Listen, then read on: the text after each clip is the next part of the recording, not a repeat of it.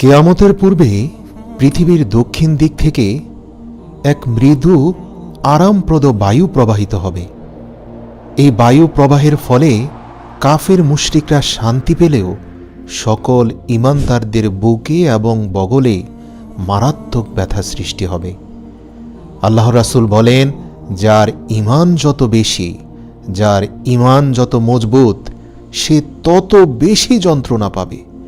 মানুষজন টিটকারি করবে, বিশেষ করে যারা কাফির মুশরিক, তারা বলবে, দেখো ঈমানের কারণেই যন্ত্রণা পাচ্ছ। আল্লাহ রাসূল বলেন, যার ঈমান যত বেশি, তার যন্ত্রণা তত তীব্র হবে এবং তীব্র যন্ত্রণায় সকল ঈমানদার মৃত্যু মুখে পতিত হবে।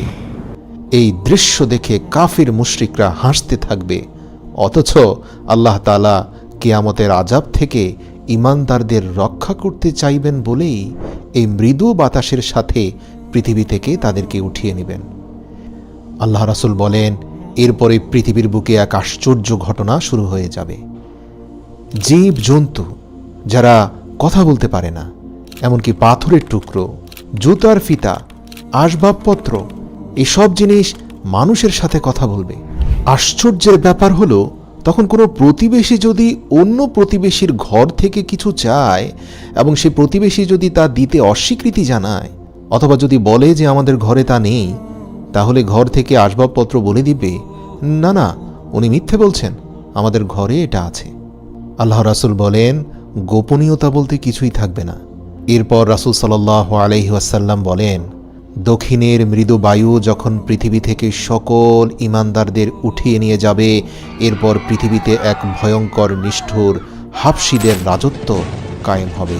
তারা খানায়ে কাবা ভেঙে ফেলবে এবং হজ বন্ধ করে দেবে। তখন মানুষের অন্তর এবং কোরআনের কাগজ থেকে কোরআন শরীফ উঠিয়ে নেওয়া হবে। যদি কোনো মানুষের হৃদয়ে কোনো কোরআনের আয়াত মুখস্থ থাকে, তা সে ভুলে যাবে। এমনকি কোরআন শরীফ খুলে দেখতে পাবে সেখানে শুধু খালি পাতা। এর কারণ দক্ষিণের মৃদু বাতাস সকল ঈমানদারদের উঠিয়ে নিয়েছে। এ পৃথিবীতে আর কোনো ঈমানদার নেই। যদি কেউ কোরআন মুখস্থ রেখেও থাকে, সে ঈমান না এনেই রেখেছিল। ঈমান এবং কোরআন উঠিয়ে নেওয়ার পর আল্লাহর স্মরণ ও আখিরাতের কথা আর কারো মনে কোনো দিন উদয় হবে না। যাদের হাতে দেশের শাসন ক্ষমতা থাকবে, তারা জনসাধারণের উপর ভীষণ অবিচার অত্যাচার চালাতে থাকবে। মানুষ কথায় কথায় বিবাদে জড়িত হবে। পথে ঘাটে, উন্মুক্ত মাঠে, যেখানে সেখানে জেনা ব্যভিচার চলতে থাকবে। লজ্জা শরম বলতে কিছুই থাকবে না মানুষের। আইন কানুন বলতে কোনো কিছুর অস্তিত্ব থাকবে না। মানুষের অবাধ মেলামেশা অত্যাধিক বেড়ে গেলেও সন্তান উৎপাদনের হার একেবারেই কমে যাবে। রাসূল সাল্লাল্লাহু আলাইহি সাল্লাম বলেছেন, ওই সময় পর্যন্ত কিয়ামত হবে না যে পর্যন্ত পৃথিবীর বুকে আল্লাহর শব্দ উচ্চারণ করার মতো কেউই জীবিত থাকবে না। আপনি জেনে অবাক হবেন, শয়তানও তখন আফসোস করে বলবে, আহ, মানুষ কেন তাদের পূর্বপুরুষের ধর্ম মূর্তি পূজা ত্যাগ করল? অর্থাৎ সে সময় এক এবং অদ্বিতীয় আল্লাহর ইবাদত করা তো দূরের কথা, দেবদেবীর পূজা করার কথাও আর কারো মনে উদয় হবে না। আল্লাহর রাসূলের হাদিস থেকে এই বিষয়ে 100% নিশ্চিত হওয়া যায় যে কিয়ামতের সময় পৃথিবীতে কোনো মুশরিকও থাকবে না। মানে যারা আল্লাহকে মানে তার সাথে আবার মূর্তির পূজা করে অথবা কোনো নবীকে খোদা মানে, এরকম কোনো মুশরিক পৃথিবীতে থাকবে না। কিয়ামতের সময় যারা থাকবে তারা সবাই নাস্তিক হয়ে যাবে, অর্থাৎ তারা কোনো সৃষ্টিকর্তায় বিশ্বাসী নয়। দুনিয়ার অন্যান্য অংশের তুলনায় কিয়ামতের পূর্বে সিরিয়াতে কিছুটা শান্তি বজায় থাকবে। সেজন্য শান্তিপ্রিয় লোকজন সবাই সিরিয়ায় চলে যাবে। এখন যেমন ইউরোপ আমেরিকা অনেক মানুষের জন্য পৃথিবীতে স্বপ্নের দেশ, তখন পুরো বিশ্ববাসীর জন্য সিরিয়া হবে স্বপ্নের দেশ। সবাই সিরিয়াতে গিয়ে একটু স্বস্তির নিঃশ্বাস ফেলতে চাইবে। এরই মধ্যে একদিন হঠাৎ জিলহজ মাসের 10 তারিখ দিবাগত রাতটি এত দীর্ঘ হবে যে শিশুরা নিদ্রা থেকে উঠে ছটপট করতে থাকবে। গরু মহিষ, গৃহপালিত পশু মাঠে যাওয়ার জন্য অস্থির হয়ে চিৎকার শুরু করবে। মানুষ ভীত ও চিন্তিত হয়ে চিৎকার ও কোলাহল শুরু করে দিবে। অবশেষে 3 অথবা 4 দিবারাত্রি সমান সময় অতিবাহিত হওয়ার পর পশ্চিম দিক হতে সূর্য উদয় হবে। এ বিষয়ে আল্লাহ তাআলা পবিত্র কোরআনে সূরা নামলে বলেছেন, যখন কিয়ামতের ওয়াদা পূর্ণ করার সময় নিকটবর্তী হবে, আমি তখন দাব্বাতুল আরদ প্রকাশ করব। এটি এমন একটি প্রাণী, সে মানুষের সঙ্গে কথাবার্তা বলবে। এর শারীরিক গঠনের সাথে 7 প্রকারের প্রাণীর সামঞ্জস্য থাকবে। যেমন এর মুখমণ্ডল মানুষের মতো, পা উটের মতো, ঘাড় ঘোড়ার মতো, লেজ গরুর মতো, পাঁজর বাঘ এবং সিংহের মতো, শিং হরিণের মতো এবং হাত বানরের মতো হবে। পশ্চিম দিক হতে সূর্যোদয়ের পর এ নিয়ে মানুষের মধ্যে নানান ধরনের জল্পনা কল্পনা চলতে থাকবে। সে সময় একটা ভীষণ ভূমিকম্প হবে। ভূমিকম্পের ফলে মক্কায় সাফা পাহাড় ফেটে ভেতর হতে অদ্ভুত প্রাণী বের হয়ে আসবে। এই প্রাণী মানুষের সাথে অবিকল মানুষের মতোই কথা বলবে। তার এক হাতে হজরত মুসা আলাইহিসসালামের লাঠি এবং অপর হাতে হজরত সুলাইমান আলাইহিসসালামের আংটি থাকবে।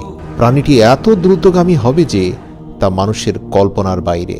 কোনো মানুষ বা তাগড়া ঘোড়া তো দূরের কথা, পৃথিবীর কোনো দ্রুতগামী যানবাহনের সাথেও তার তুলনা চলে না। এমনকি তার সামনে থেকে কেউ পালিয়েও যেতে পারবে না। সে প্রত্যেকটি মানুষের কপালে তার লাঠির দ্বারা একটি করে দাগ দেবে।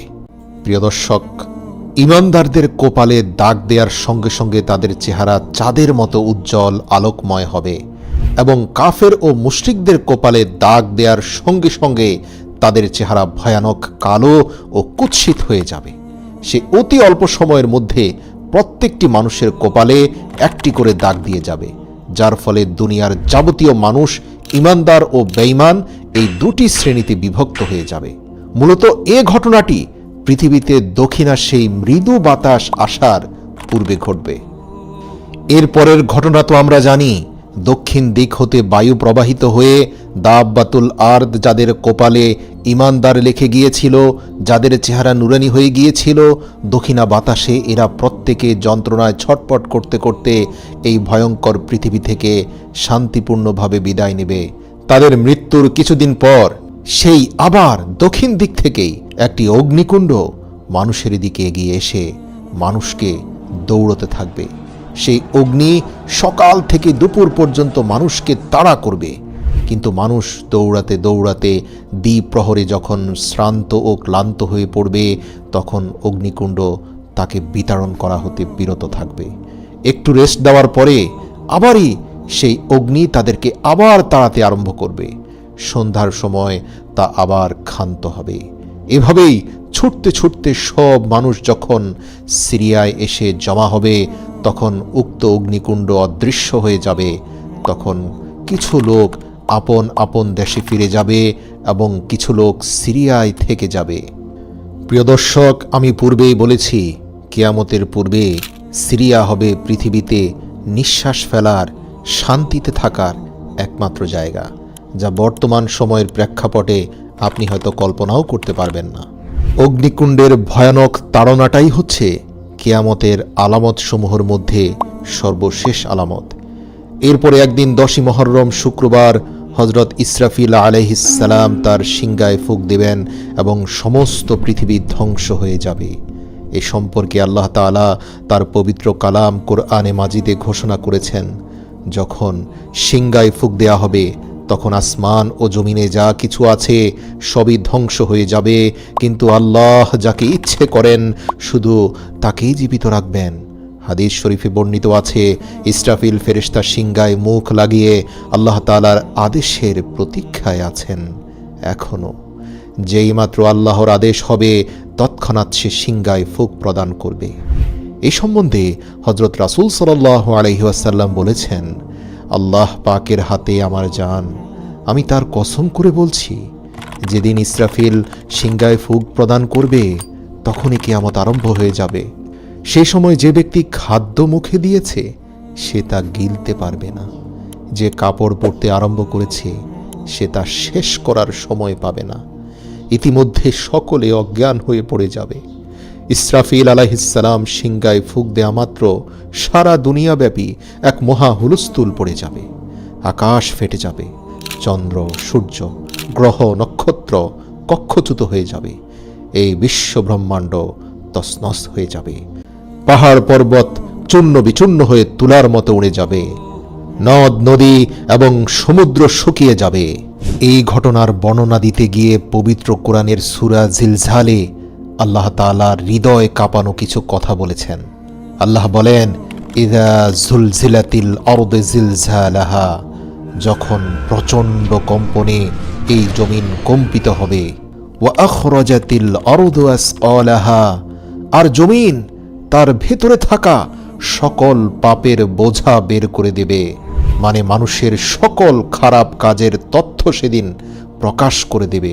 জমিনের ভেতরে লুকিয়ে থাকা সকল তথ্য জমিন সেদিন বের করে দেবে। এরপরের আয়াতে আল্লাহ বলেন, অকালাল ইনসানু মা লাহা, আর মানুষ এই সকল আশ্চর্য বিষয় দেখে বলবে, আরে এ জমিনের কি হলো? মানে হচ্ছে মানুষ বলতে থাকবে, আমি যে গোপনে অন্ধকারে এখানে একজনকে খুন করেছিলাম, এই তথ্য আজ কেন জমিনের উপর প্রকাশ হয়ে গেল? আরেকজন বলবে, আমি যে রাতের অন্ধকারে জিনা করেছিলাম, সেই তথ্য এখন সবার সামনে কেন প্রকাশ হলো? আমি তো লজ্জায় চোখ দেখাতে পারছি না। পবিত্র কোরআনে সূরা জিলজালের 3 নম্বর আয়াতে আল্লাহ এটাই বলছেন। মানুষ বলবে, অকালাল ইনসানু, মানুষ বলবে, মা লাহা, এর কি হলো? এই জমিন এমন করছে কেন? তার পরের আয়াতে আল্লাহ বলেন, ইয়াউমা ইযিন তুহাদ্দিসু আখবারাহা, সেদিন জমিন তার বৃত্তান্ত বর্ণনা করবে। আল্লাহু আকবার, সেদিন আল্লাহ তার জবান খুলে দিবেন। সে প্রকাশ করে দেবে যা কিছু আপনি এই জমিনের মধ্যে গেড়ে দিয়েছিলেন, ভেবেছিলেন কেউ জানবে না, কোনোদিন কারো কানে পৌঁছাবে না। কিন্তু না, জমিন সকল তথ্য সংরক্ষণ করে রেখেছে। এটাও আল্লাহর মাখলুক, এখান থেকে গোপনের কোনো সুযোগ নেই। তারপরের আয়াতে আল্লাহ বলেন, বিআন্না রাব্বাকা আওহা লাহা, যেহেতু তোমার রব তাকে নির্দেশ দিয়েছেন, তাই সে অবশ্যই সব প্রকাশ করবে। তারপরের আয়াতে আল্লাহ বলেন, ইয়াউমা ইযিন ইয়াসদুরুন নাসু আশতাতাল লিউরাউ আমালাহুম, সেদিন মানুষ বিক্ষিপ্তভাবে বের হয়ে আসবে যাতে দেখানো যায় তাদেরকে নিজের কৃতকর্ম। তারপরের আয়াতে আল্লাহ বলেন, ফামান ইয়ামাল মিসকালা যাররাতিন খায়রান ইয়ারাহ, অতএব সেদিন কেউ যদি অনুপরিমাণ ভালো কাজও করে, তাও সে নিজের চোখে স্পষ্ট দেখতে পাবে। অর্থাৎ রাস্তা থেকে একটা খারাপ বস্তু সরিয়ে দিয়ে ভেবেছিল, আরে এটা তো একদম তুচ্ছ মাত্রার একটা ভালো কাজ, এই কাজের ফলাফল আর আল্লাহ কি দিবেন? কিন্তু আল্লাহ সেদিন এই তথ্যটাও তার সামনে প্রকাশ করে বলবেন, হ্যাঁ, একদিন তুমি পা দিয়ে ধাক্কা দিয়েও অন্তত রাস্তা থেকে খারাপ জিনিস সরিয়ে দিয়েছিলে, যা তোমার প্রতিবেশীর উপকারে এসেছে। আজ দেখো তোমার আমলনামায় সেই তথ্যটি রয়েছে। আল্লাহু আকবার। এর পরের আয়াতে আল্লাহ আবার বলেন, ওয়ামান ইয়ামাল মিসকালা যাররাতিন শাররান ইয়ারাহ, আর কেউ অনুপরিমাণ খারাপ কাজ করলেও তা সে দেখতে পাবে। সে ভেবেছিল দুর্বলদের ধমক দিয়ে কথা বললে কি হয়, ঘরের বুয়ার সাথে ধমক দিয়ে কথা বলাটা বড় কোনো অপরাধ নয়।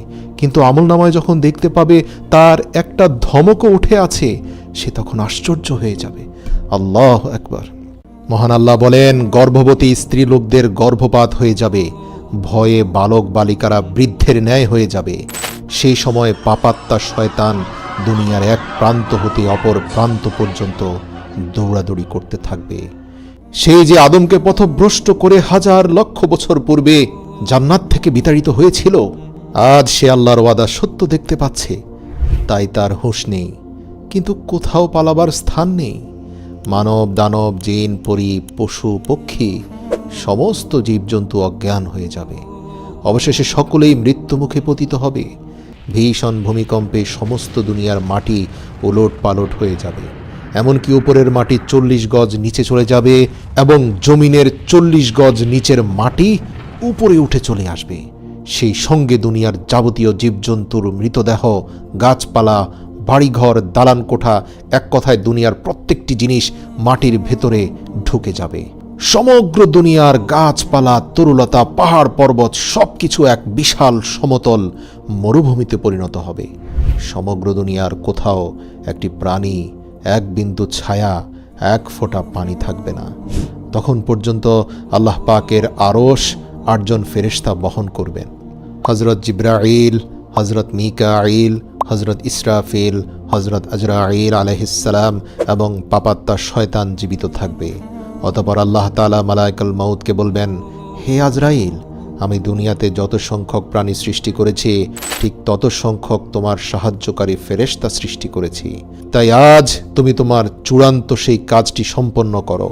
তুমি তোমার সাহায্যকারী ফেরেশতাদেরকে নিয়ে যাও, পাপাত্তা শয়তানের জান কবজ করো। দুনিয়া সৃষ্টির প্রারম্ভ হতে কিয়ামত পর্যন্ত যাবতীয় জীবের জান কবজ করতে তুমি যে পরিমাণ কষ্ট দিয়েছ, তার চেয়ে 4 গুণ বেশি কষ্ট দিয়ে আজ শয়তানের প্রাণ বের করে নিয়ে আসো। আল্লাহর আদেশে মালায়েকুল মাউত এমন ভীষণ অগ্নিমূর্তি ধারণ করবেন যে তার সেই মূর্তি দর্শন করা মাত্রই দুনিয়ার যে কোনো জিন, মানব বা দৈত্য দানব মৃত্যু মুখে পতিত হতো। মালায়েকুল মাউত জাহান্নাম হতে 70,000 অগ্নিময় শিকল সহ লক্ষ লক্ষ ফেরেশতা সঙ্গে নিয়ে পাপাত্তা শয়তানের জান কবজ করতে রওনা হবেন। শয়তান মালায়েকুল মাউতকে দেখা মাত্র দৌড়ে পালানোর চেষ্টা করবে। মালায়েকুল মাউত তাকে সম্বোধন করে বলবে, হে পাপিষ্ঠ শয়তান, তুই দুনিয়ার অগণিত মানুষকে সৎ পথ হতে ভ্রষ্ট করেছিলি। আজ তোকে তোর সেই কৃত কাজের ফল ভোগ করতেই হবে। একথা শুনে সে দুনিয়ার এক প্রান্ত হতে অপর প্রান্ত পর্যন্ত সারা দুনিয়ায় ছোটাছুটি করতে থাকবে, কিন্তু তার এরিয়ার বাইরে যাওয়ার সক্ষমতা তো তার নেই। মালায়েকুল মাউত তার দলবল সহ তাকে কয়েক দফা ধাওয়া করতে থাকবেন। পাপাত্তা শয়তান অবশেষে শ্রান্ত ও ক্লান্ত হয়ে হযরত আদম আলাইহিসসালামের নিকট এসে দাঁড়িয়ে বলতে থাকবে, হে আদম, তোমারই জন্য আজ আমি মহাপাপী, তোমারই জন্য আমার এই দুর্দশা। এই কথা বলতে না বলতে মালায়েকুল মাউত দলবল সহ সেখানে উপস্থিত হয়ে শয়তানকে বন্দী করে ফেলবে এবং জাহান্নাম হতে আনিত অগ্নির পেয়ালা পান করাবেন জবরদস্তি করে। সেই অগ্নি পেয়ালা পান করা মাত্রই শয়তান এমন ভীষণ শব্দে একটি চিৎকার করে উঠবে যে সেই সময়ে দুনিয়ার জিন, মানব যদি কেউ থাকতো তাহলে শয়তানের এই চিৎকারই তাদের মৃত্যুর জন্য যথেষ্ট হতো। মালায়েকুল মাউত অত্যন্ত কঠোর শাস্তি দিয়ে ইবলিসের জান কবজ করবে। এরপর মালায়েকুল মাউত একে একে যাবতীয় ফেরেশতার জান কবজ করবেন। তখন আল্লাহ তাআলা জিজ্ঞেস করবেন, হে আজরাইল, এখন আমার সৃষ্টির মধ্যে কে আছে? মালায়েকুল মাউত উত্তরে বলবে, হে পরওয়ারদিগার, আপনি চিরজীবী, আপনি আছেন এবং আপনি থাকবেন। তাছাড়া আপনার একমাত্র গুনাহগার বান্দা এই আমি জীবিত আছি। তখন আল্লাহ তাআলা বলবেন, হে আজরাইল, নিশ্চয়ই তুইও আমার এক মাখলুক, আর তুই তো জানিস প্রত্যেক প্রাণীকে মৃত্যুর স্বাদ গ্রহণ করতে হবে। আমার এই বাণী কি তুই শুনেছিস? আজরাইল মাথা নেড়ে কাঁদতে কাঁদতে বলবে, হে আল্লাহ, আমি অবশ্যই শুনেছি। অতএব আল্লাহ নির্দেশ দিবেন, অতএব এখন নিজ হাতে নিজের জান কবজ কর। তখন মালায়েকুল মাউত নিজ হাতে নিজের জান কবজ করে মৃত্যু মুখে পতিত হবে। অতঃপর 40,000 বৎসর পর্যন্ত এক আল্লাহ ব্যতীত আর কোনো কিছুরই অস্তিত্ব থাকবে না। তখন আল্লাহ তাআলা আসমান ও জমিনকে সম্বোধন করে বলবেন, এখন আসমান ও জমিনে কার বাদশাহী? যারা ক্ষমতা ও ধনের গর্বে গর্বিত হয়ে ধরাকে সরা জ্ঞান করত, যারা আমার রাজ্যে বসবাস করে আমার নিয়ামত উপভোগ করে আমারই বিরুদ্ধচারণ করত, তারা আজ কোথায়? যখন কেউই এর কোনো উত্তর প্রদান করবে না, তখন আল্লাহ তাআলা পুনরায় বলবেন, আজ কেউ নেই আমার বিরুদ্ধচারণ করার জন্য, আজ কেউ নেই, কেউ নেই আমার নাফরমানি করার জন্য। বিশ্বজগৎ একমাত্র আমারই রাজ্য, আর আমি এর একমাত্র সার্বভৌম প্রভু। আমরা সকলেই জানি হযরত ইসরাফিল আলাইহিসসালাম দ্বিতীয়বার সিংগায় ফুৎকার দেওয়ার পর সকল মৃত মানুষ পুনরায় আবার কবর থেকে জেগে উঠবে। এখন প্রশ্ন হলো, হযরত ইসরাফিল আলাইহিসসালামের 2 ফুৎকারের মাঝে সময়ের ব্যবধান কত হবে? রাসূল সাল্লাল্লাহু আলাইহি ওয়াসাল্লাম বলেন, অতঃপর আল্লাহ আকাশ থেকে বৃষ্টি বর্ষণ করবেন। তখন মানুষ উদ্ভিদের ন্যায় বের হতে থাকবে, ঠিক যেমন আকাশ থেকে বৃষ্টি বর্ষণের পর শক্ত ভূমির মধ্যে সবুজ ঘাস জন্ম নেয়। হাদিসে এসেছে, পৃথিবীর প্রত্যেকটি মানুষের পশ্চাদাংশের একটি পুচ্ছের হাড় আল্লাহ তাআলা সর্বপ্রথম তৈরি করবেন মাটির ভেতরে। ওই একটি হাড় ছাড়া সমস্ত শরীরের অস্তিত্ব কিন্তু তখনও ফিরে আসবে না, আর তা থেকেই আবার কিয়ামতের দিন মানুষকে সৃষ্টি করা হবে। বুখারী 4935 নম্বর হাদিস। মৃত্যুর পর পুনরুত্থানে বিশ্বাস রাখা ঈমানের অন্যতম মৌলিক বিষয়। মৃত্যু যেমন সত্য, মৃত্যুর পর পুনরুত্থানও ঠিক এমনই সত্য। মহান আল্লাহ তার স্বীয় কুদরত ব্যবহার করে ছিন্ন ভিন্ন মৃত সব শরীর একত্র করবেন। পৃথিবীতে যদি কাউকে বাঘে খেয়ে ফেলে, অথবা সে যদি পানিতে ডুবে মরে যায়, অথবা আগুনে পুড়ে মরে গেলেও দেখা যাবে কিয়ামতের দিন সে একদম সুস্থ সবল হয়ে ফিরে আসবে। এই সব কিছুর পুনরুত্থান ঘটাবেন মহান আল্লাহ। এ বিষয়ে পবিত্র কোরআনে কাফের মুশরিকদের একটি প্রশ্নের উত্তর আল্লাহ দিয়েছেন। সেখানে কাফের মুশরিকরা বলে, আমরা মরে যাওয়ার পর আমাদের হাড়গুলো যখন পচে গলে যাবে তখনও কি আমাদের পুনরুত্থিত করা হবে? এ তো অসম্ভব বিষয়। আল্লাহ তাআলা বলেন, হে রাসূল, আপনি বলে দিন, হ্যাঁ, তিনি তোমাদের পুনরায় প্রাণ সঞ্চার করবেন, তোমাদের দেহের আকৃতি দান করবেন, যিনি প্রথম তোমাদের সৃষ্টি করেছেন। একবার ভেবে দেখো, তার জন্য কি এটা একান্তই সহজ নয়, যিনি তোমাদের অস্তিত্বহীন থেকে অস্তিত্ব দান করেছেন? সুবহানাল্লাহ। প্রিয় দর্শক, এখানে আল্লাহ রাব্বুল আলামিনের যুক্তি অকাট্য সত্য। যে আল্লাহ অস্তিত্বহীনতা থেকে আমাদের অস্তিত্ব দিয়েছেন, তিনি কি মৃত হয়ে আমাদের হাড়গোড় মাটিতে মিশে যাওয়ার পর সেখান থেকে পুনরায় উত্থিত করতে পারবেন না? এটা কি আরো সহজ নয়? আল্লাহু আকবার। সূরা জুমারের 68 নম্বর আয়াতে আল্লাহ তাআলা বলেন, সিংগায় ফুৎকার দেওয়া হবে, ফলে যাদেরকে আল্লাহ ইচ্ছা করেন তারা ব্যতীত আকাশমণ্ডলী ও পৃথিবীর সকলে আশ্চর্য হয়ে পড়বে। অতঃপর আবার সিংগায় ফুৎকার দেওয়া হবে, তৎক্ষণাৎ তারা কবর থেকে সোজা হয়ে দাঁড়িয়ে যাবে। ইরশাদ হয়েছে, কাফেররা ধারণা করে যে তারা কখনোই পুনরুত্থিত হবে না। বলো, নিশ্চয়ই হবে, আমার প্রতিপালকের শপথ, তোমরা অবশ্যই পুনরুত্থিত হবে। অতঃপর তোমরা যা যা করেছ এই দুনিয়াতে সে সব কিছু সেখানে তোমরা দেখতে পাবে। এটা আল্লাহর পক্ষে সহজ। সূরা তাগাবুন আয়াত নম্বর 7।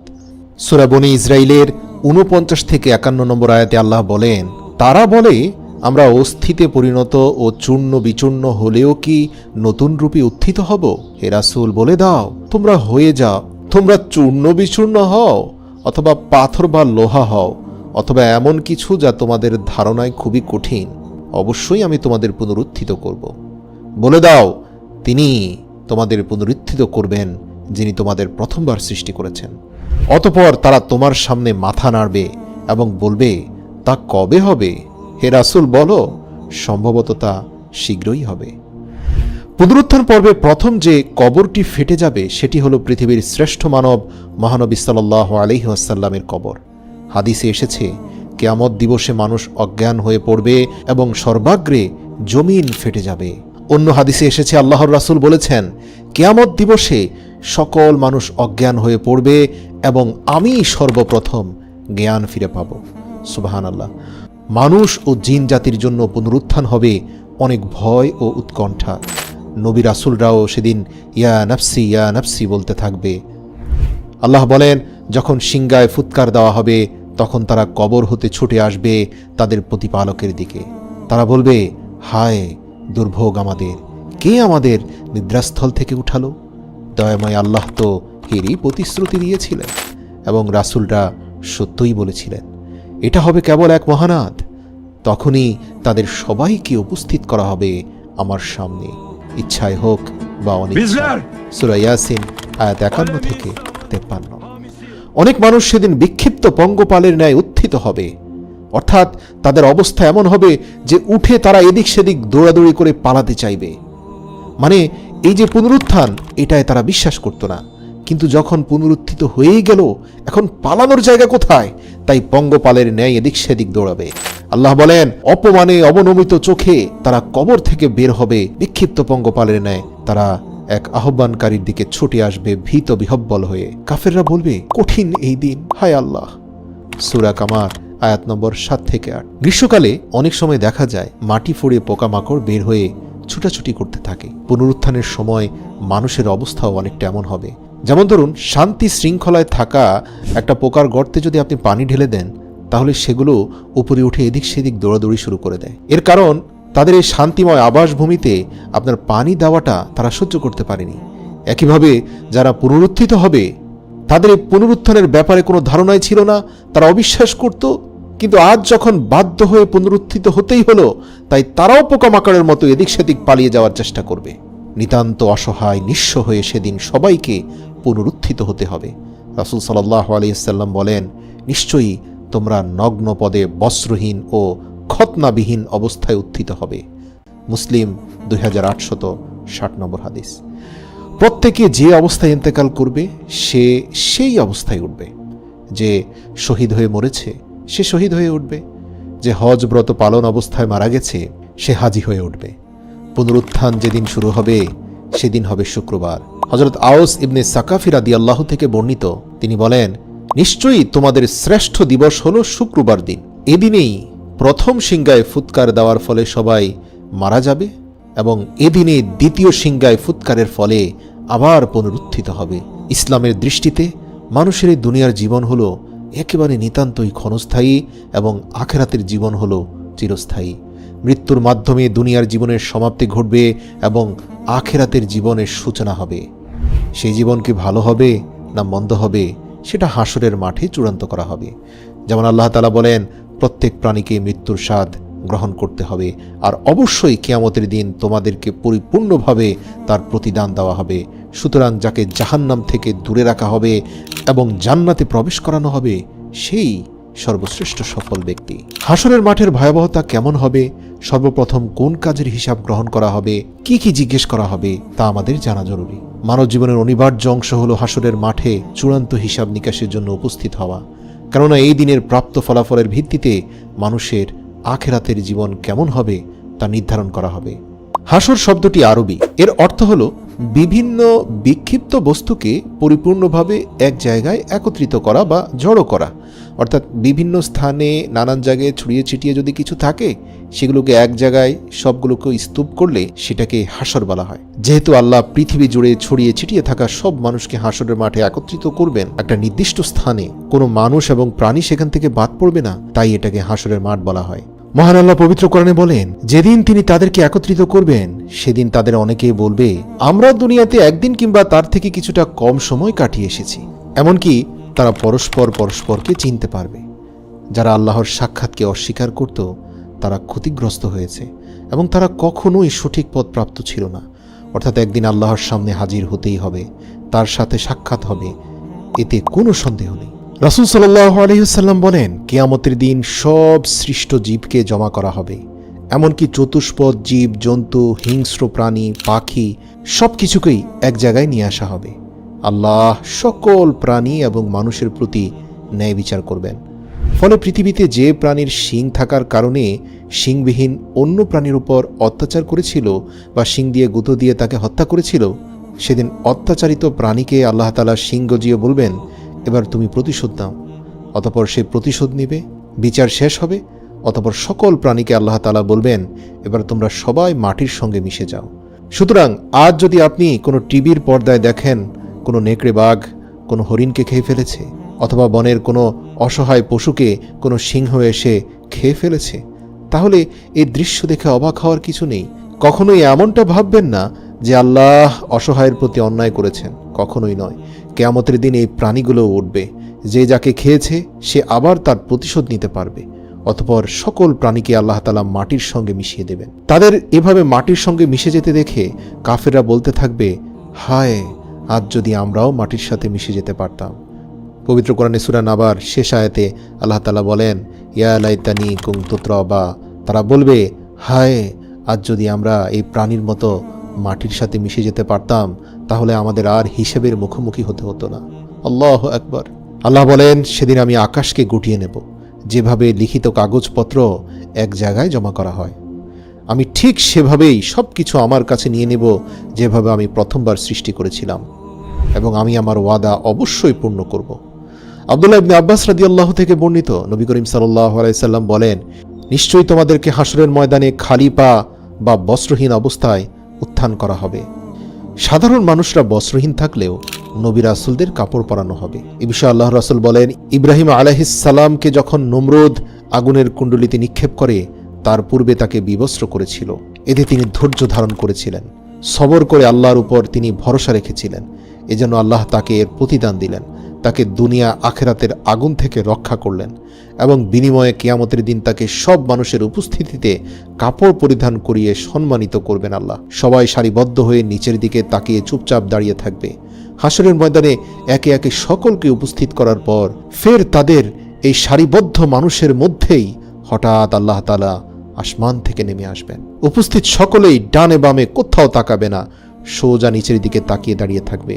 সকলে নীরব নিঃশব্দ থাকবে, কেউ কোনো কথা বলতে পারবে না। তবে আল্লাহ যাকে অনুমতি দেবেন সেই শুধু কথা বলতে পারবে। কোরআনে উল্লেখ আছে, সেই চিরঞ্জীব চিরস্থায়ী আল্লাহর সামনে সকলেই অবনত হবে।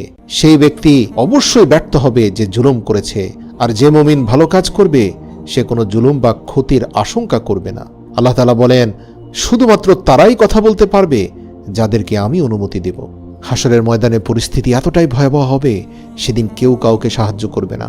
সবাই আরবিতে একটি বাক্য উচ্চারণ করবে, ইয়া নাফসি ইয়া নাফসি। হাদিসে এসেছে, প্রত্যেক মানুষই সেদিন আতঙ্কে থাকবে। সবাই বলবে, ইয়া নাফসি, আমাকে বাঁচাও, আমাকে বাঁচাও। রাসূল সাল্লাল্লাহু আলাইহি সাল্লাম বলেন, মাথার কিছুটা উপরেই সূর্য থাকবে। হাসরের ময়দান অত্যন্ত ভয়াবহ একটা জায়গা। যেহেতু সূর্যকে মানুষের কাছাকাছি রাখা হবে, সেই সূর্যের তীব্র উত্তাপে সবাই ছটপট করতে থাকবে। কেউ কেউ ঘামের নদীতে হাবুডুবু খেতে থাকবে। আবার সূর্য মাথার উপর থাকার পরেও কারো কোনো ক্ষতি হবে না, হাসি খুশি থাকবে। এই সবই হবে তার আমলের বহিঃপ্রকাশ। সুবহানাল্লাহ। কিছু মানুষ চিৎকার করে এদিক সেদিক বলবে, দেখো আমার আমলনামা। হ্যাঁ, আমি জানতাম আমাকে এমনইভাবে আল্লাহর সম্মুখীন হতে হবে। সে চিৎকার করে মানুষকে নিজের আমলনামা দেখাতে থাকবে। যার আমলনামাটি ডান হাতে আছে সে বারবার মানুষের দৃষ্টি আকর্ষণ করার চেষ্টা করে বলবে, আরে দেখো, কোথায় আছো তুমি, এই অমুক, দেখো দেখো দেখো আমার আমলনামা ডান হাতে। আমি জানতাম। সে অনেকটা এভাবে চিৎকার চেঁচামেচি করে আনন্দ উচ্ছ্বাস করতে থাকবে। আবার তাদের মধ্যে কিছু লোক শুধু পালাতে থাকবে। পরিচিত কারোর সামনে পড়লে নিজেকে লুকিয়ে রাখার চেষ্টা করবে, কেননা তার আমলনামা বাম হাতে। আর এই আমলের মধ্যে এমন সব তথ্য আছে যা প্রকাশ্যে সবার সামনে দেখা যাবে। আর সেই সকল গুনাহ সে দুনিয়ার বুকে গোপনে করেছে, অথচ সে প্রকাশ্যে ছিল একজন ভালো মানুষ, একজন শ্রেষ্ঠ মানুষ। তাকে সবাই জানতো বড় আলেমে দ্বীন হিসাবে, তাকে সবাই জানতো সমাজের শ্রেষ্ঠ একজন সম্মানিত মানুষ হিসাবে। অথচ গোপনে, অন্তরালে, পর্দার আড়ালে সে যে এত পাপ করেছে, আজ বাম হাতের আমলনামা সব বলে দিচ্ছে। তাই সে নিজেকে লুকানোর চেষ্টা করবে, কিন্তু না, সেখানে লুকানোর কোনো সুযোগ নেই। সবকিছুই আল্লাহ প্রকাশ করে দেবে। কিয়ামতের দিন কিছু সংখ্যক লোককে অন্ধ করে উঠানো হবে। এ বিষয়ে সূরা বালাদের ৮ নম্বর আয়াতে আল্লাহ বলেন, আমি কি তোমাদের চক্ষু দেইনি? পবিত্র কোরআনের এই সূরায় মহান আল্লাহ মানুষকে হেদায়েত গ্রহণের জন্য সহায়ক যেসব নিয়ামত দিয়েছেন তাতে চোখের কথা বিশেষভাবে উল্লেখ করেছেন। যারা এই নিয়ামতের শুকরিয়া করবে না, কিয়ামতের দিন মহান আল্লাহ তাদের অন্ধ অবস্থায় উঠাবেন। পবিত্র কোরআনে এসেছে, আর যে আমার স্মরণ থেকে বিমুখ থাকবে নিশ্চয়ই তার জীবন যাপন হবে সংকুচিত, এবং আমি তাকে কিয়ামতের দিন জামায়াত করব অন্ধ অবস্থায়। সে বলবে, হে আমার রব, কেন আপনি আমাকে অন্ধ অবস্থায় উঠালেন, অথচ আমি তো ছিলাম দৃষ্টিশক্তি সম্পন্ন? আল্লাহ বলবেন, এভাবেই আমার নির্দেশনাবলী তোমার কাছে এসেছিল, কিন্তু তুমি তা ছেড়ে দিয়েছিলে, এবং সেভাবে আজ আমিও তোমাকে জাহান্নামে ছেড়ে দেব। সূরা তাহা আয়াত নম্বর ১২৪ থেকে ২৬। অন্য আয়াতে এসেছে, আল্লাহ যাকে হেদায়েত দান করেন সেই হেদায়েত প্রাপ্ত হয়, এবং যাকে তিনি পথহারা করেন তার কোনো অভিভাবক তুমি খুঁজে পাবে না। আর আমি আল্লাহ কিয়ামতের দিন তাদের একত্র করব, উপুড় করে অন্ধ, মুখ ও বধির অবস্থায় তাদেরকে আমি নিক্ষেপ করব।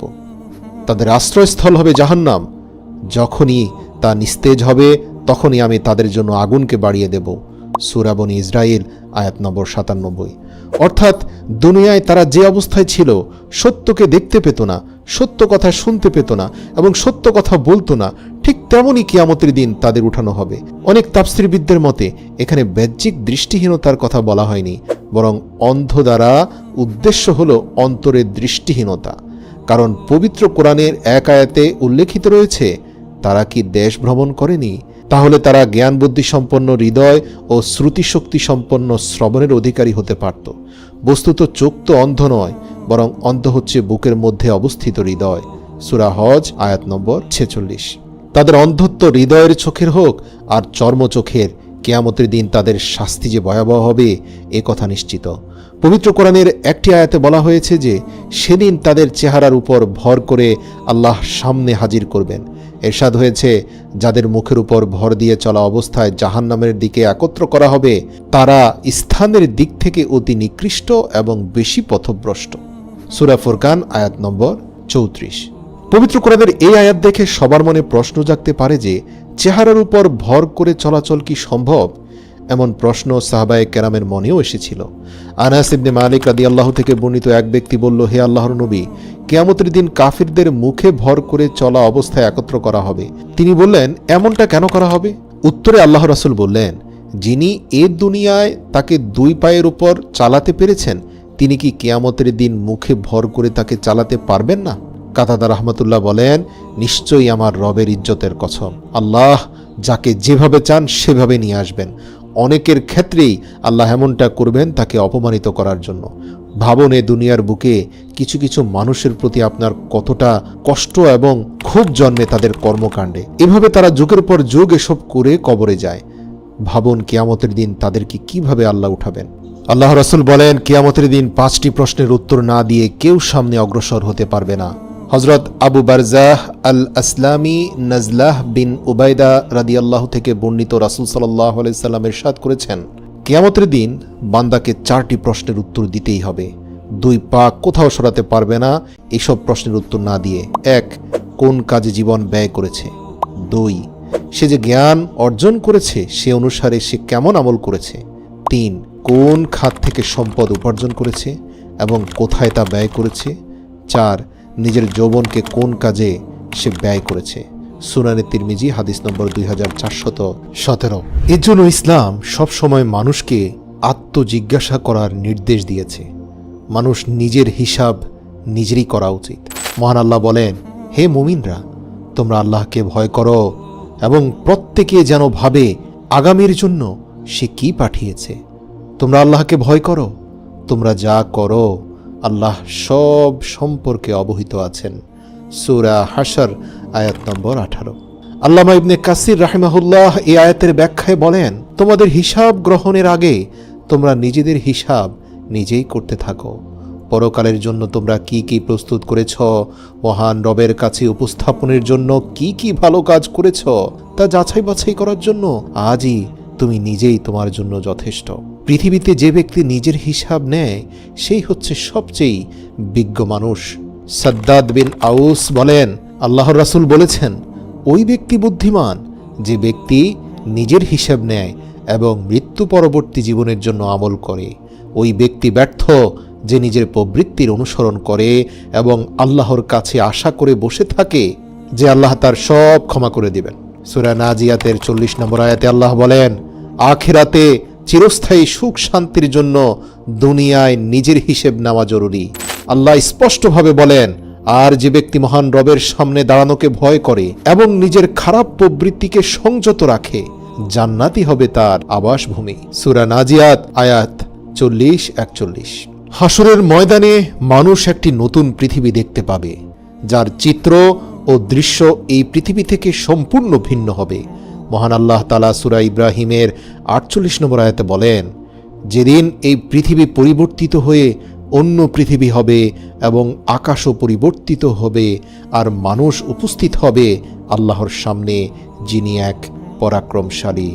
ওলামায়ে কেরামগণ বলেন, এই আয়াতের ব্যাখ্যা হচ্ছে গোটা ভূপৃষ্ঠ একটি সমতল ভূমিতে পরিণত করে দেওয়া হবে। এতে কোনো গৃহের ও বৃক্ষের আড়াল থাকবে না, পাহাড় টিলা গর্ত গভীরতা কিছুই থাকবে না। এ বিষয়ে পবিত্র কোরআনে এসেছে, অতঃপর পৃথিবীকে মসৃণ সমতল ভূমিতে রূপান্তর করা হবে, তুমি তাতে মোড় ও টিলা দেখতে পাবে না। সূরা তাহা আয়াত নম্বর 106। কিয়ামতের দিন জমিনের সব স্বচ্ছ ও পরিষ্কার হয়ে যাবে। সাহল ইবনে সাইদ রাদিয়াল্লাহু থেকে বর্ণিত, আল্লাহর রাসূল বলেছেন, কিয়ামতের দিন মানুষকে সাদা ধবধবে রুটির মতো জমিনের উপর একত্র করা হবে। অন্য বর্ণনায় এসেছে, সেখানে কারো কোনো পরিচয়ের পতাকা থাকবে না। কি বাংলাদেশি, কি পাকিস্তানি, কি ভারতীয়, কি আমেরিকান, কি ইউরোপিয়ান, সবই তো আল্লাহর বান্দা। পরিচয় একটাই, আশরাফুল মাখলুকাত, আল্লাহর বান্দা। কিন্তু এই সমতল ভূমির মধ্যে প্রত্যেকটি বান্দার জন্য সর্বশ্রেষ্ঠ পরীক্ষা হবে পুলসিরাত। হাসরের মাঠ থেকে বের হয়ে গন্তব্যে যেতে একটি পুল স্থাপন করা হবে। এই পুরো সমতল ভূমিতে সবচেয়ে বড় পরীক্ষাটি হবে এই পুল। আরবিতে পুলকে বলা হয় সিরাত। সিরাত হাসরের ময়দান থেকে জাহান্নামের উপর দিয়ে জান্নাত পর্যন্ত বিস্তৃত থাকবে এবং অনেক ভয়ঙ্কর হবে। মানুষকে তার নিজ নিজ আমলনামা নিয়ে এই পোলের উপর দিয়ে যেতে হবে। ফেরেশতারা আল্লাহর নির্দেশে সকল মানুষকে এই পোল পার হওয়ার নির্দেশ দিয়ে দেবেন। ফেরেশতারা বলতে থাকবেন, হে মানব জাতি, এটা তোমাদের গন্তব্যে পৌঁছার পথ, এই পোল পেরিয়েই তোমাদের যেতে হবে। কিন্তু সবার জন্য পেরিয়ে যাওয়া সম্ভব হবে না। পাপী বান্দারা সেটাকে চুল থেকেও চিকন দেখতে পাবে, তাদের জন্য সেটি হবে অত্যন্ত ধারালো। তারা ওই পোলে আরোহণ করা মাত্রই তাদের পা কেটে নিম্নস্থ জাহান্নামে তারা নিক্ষিপ্ত হবে। আর নেককারদের জন্য হবে সেই পোল সুপ্রশস্ত সুগম। তারা তাদের নেকির তারতম্য অনুযায়ী বিদ্যুতের গতিতে জান্নাতে পৌঁছে যাবে সেই পোল পাড়ি দিয়ে। পবিত্র কোরআন ও হাদিসের কোথাও সরাসরি পুলসিরাত শব্দটি ব্যবহৃত হয়নি, বরং বিভিন্ন জায়গায় শুধু সিরাত শব্দটি ব্যবহৃত হয়েছে। আল্লাহ তাআলা বলেন, তোমাদের মধ্যে এমন কেউ নেই যে এই সিরাতকে ফাঁকি দিয়ে চলে যেতে পারবে। এটা তোমাদের প্রতিপালকের অবধারিত ফয়সালা। তারপর আমি আল্লাহ ভীরুদের নিস্তার দেব এবং অত্যাচারীদের অর্ধমুখী করে জাহান্নামে নিক্ষিপ্ত করব। সূরা মারিয়াম আয়াত নম্বর ৭১-৭২। উম্মুল মুমিনিন হযরত আয়েশা সিদ্দিকা রাদিয়াল্লাহু বলেন, আল্লাহ রাসূল বলেছেন, জাহান্নামের উপর একটি পুল আছে যা চুলের চেয়েও বেশি চিকন আর তরবারির চেয়েও বেশি ধারালো। এর উপর লোহার শিকল ও কাঁটা থাকবে। মানুষ এর উপর দিয়ে গমন করবে, কেউ চোখের পলকে, কেউ বিদ্যুৎ গতিতে, কেউ বায়ুবেগে, আর কেউ উত্তম ঘোড়া ও উটের গতিতে পুলসিরাত পার হবে। আর ফেরেশতারা বলতে থাকবে, হে প্রভু, সহি সালামতে অতিক্রম করাও, হে প্রভু, নিরাপদে পার করাও। কেউ নাজাত পাবে, কেউ আহত হবে, কেউ উপুড় হয়ে পড়ে যাবে, আর কেউ অধমুখী হয়ে জাহান্নামে পড়ে যাবে। মুসনাদে আহমদ হাদিস নম্বর ২৪,৮৪৭। পুলসিরাতের কঠিন পরীক্ষায় সবাই খুব পেরেশান থাকবে। নবীরাও সেদিন আল্লাহর কাছে সাহায্য চাইতে থাকবে। হযরত আবু হুরায়রা রাদিয়াল্লাহু থেকে বর্ণিত একটি দীর্ঘ হাদিস বর্ণিত আছে। তাতে নবীজি সাল্লাল্লাহু আলাইহি সাল্লাম বলেছেন, আল্লাহ তাআলা সব মানুষকে একত্র করে বলবেন, দুনিয়ায় তোমরা যে যে জিনিসের উপাসনা করেছিলে সে তার সঙ্গে চলে যাও। অতএব সূর্যের উপাসনাকারী সূর্যের সঙ্গে, চন্দ্রের উপাসনাকারী চন্দ্রের সঙ্গে এবং মূর্তি পূজারী মূর্তির সঙ্গে চলে যাবে। অবশিষ্ট থাকবে এই উম্মতের লোকেরা, তাদের মধ্যে মুনাফিকরাও থাকবে। তখন জাহান্নামের উপর পুলসিরাত স্থাপন করা হবে। সেদিন সর্বপ্রথম আমি সেই পুলসিরাত অতিক্রম করব। আর সেদিন সব রাসূলের দোয়া হবে, আল্লাহুম্মা সাল্লিম, আল্লাহুম্মা সাল্লিম, অর্থাৎ হে আল্লাহ রক্ষা করো, রক্ষা করো। বুখারী ৬২০৪ নম্বর। পুলসিরাত হচ্ছে জান্নাতে যাওয়ার পথে চূড়ান্ত পরীক্ষা। জাহান্নামীদের জন্য হাসরের মাঠ থেকে সরাসরি জাহান্নামের পথে নিয়ে যাওয়া হবে। আর যারা জান্নাতে যাবে তাদের জন্য এই ভয়ঙ্কর পথ অতিক্রমের শ্রেষ্ঠ পরীক্ষা হবে এটি। মনে রাখবেন, প্রত্যেকটি মুমিন ও মুনাফিকদের এই পরীক্ষার সম্মুখীন হতে হবে। এখানেই প্রকাশ হবে কে মুমিন আর কে মুনাফিক। আল্লাহ তাআলা বলেন, তোমার রবের কসম, আমি অবশ্যই তাদের ও শয়তানদের হাসরের মাঠে সমবেত করব। অতঃপর জাহান্নামের চারপাশে নত জানু অবস্থায় তাদের উপস্থিত করব। তারপর প্রত্যেক দল থেকে পরম করুণাময়ের বিরুদ্ধে সবচেয়ে বেশি অবাধ্যকে আমি টেনে বের করবই। আমি পরিপূর্ণ অবগত তাদের সম্পর্কে, যারা জাহান্নামে দগ্ধীভূত হওয়ার অধিকতর যোগ্য। আল্লাহর রাসূল বলেন, পুলসিরাত হবে মসৃণ, পিচ্ছিল হবে।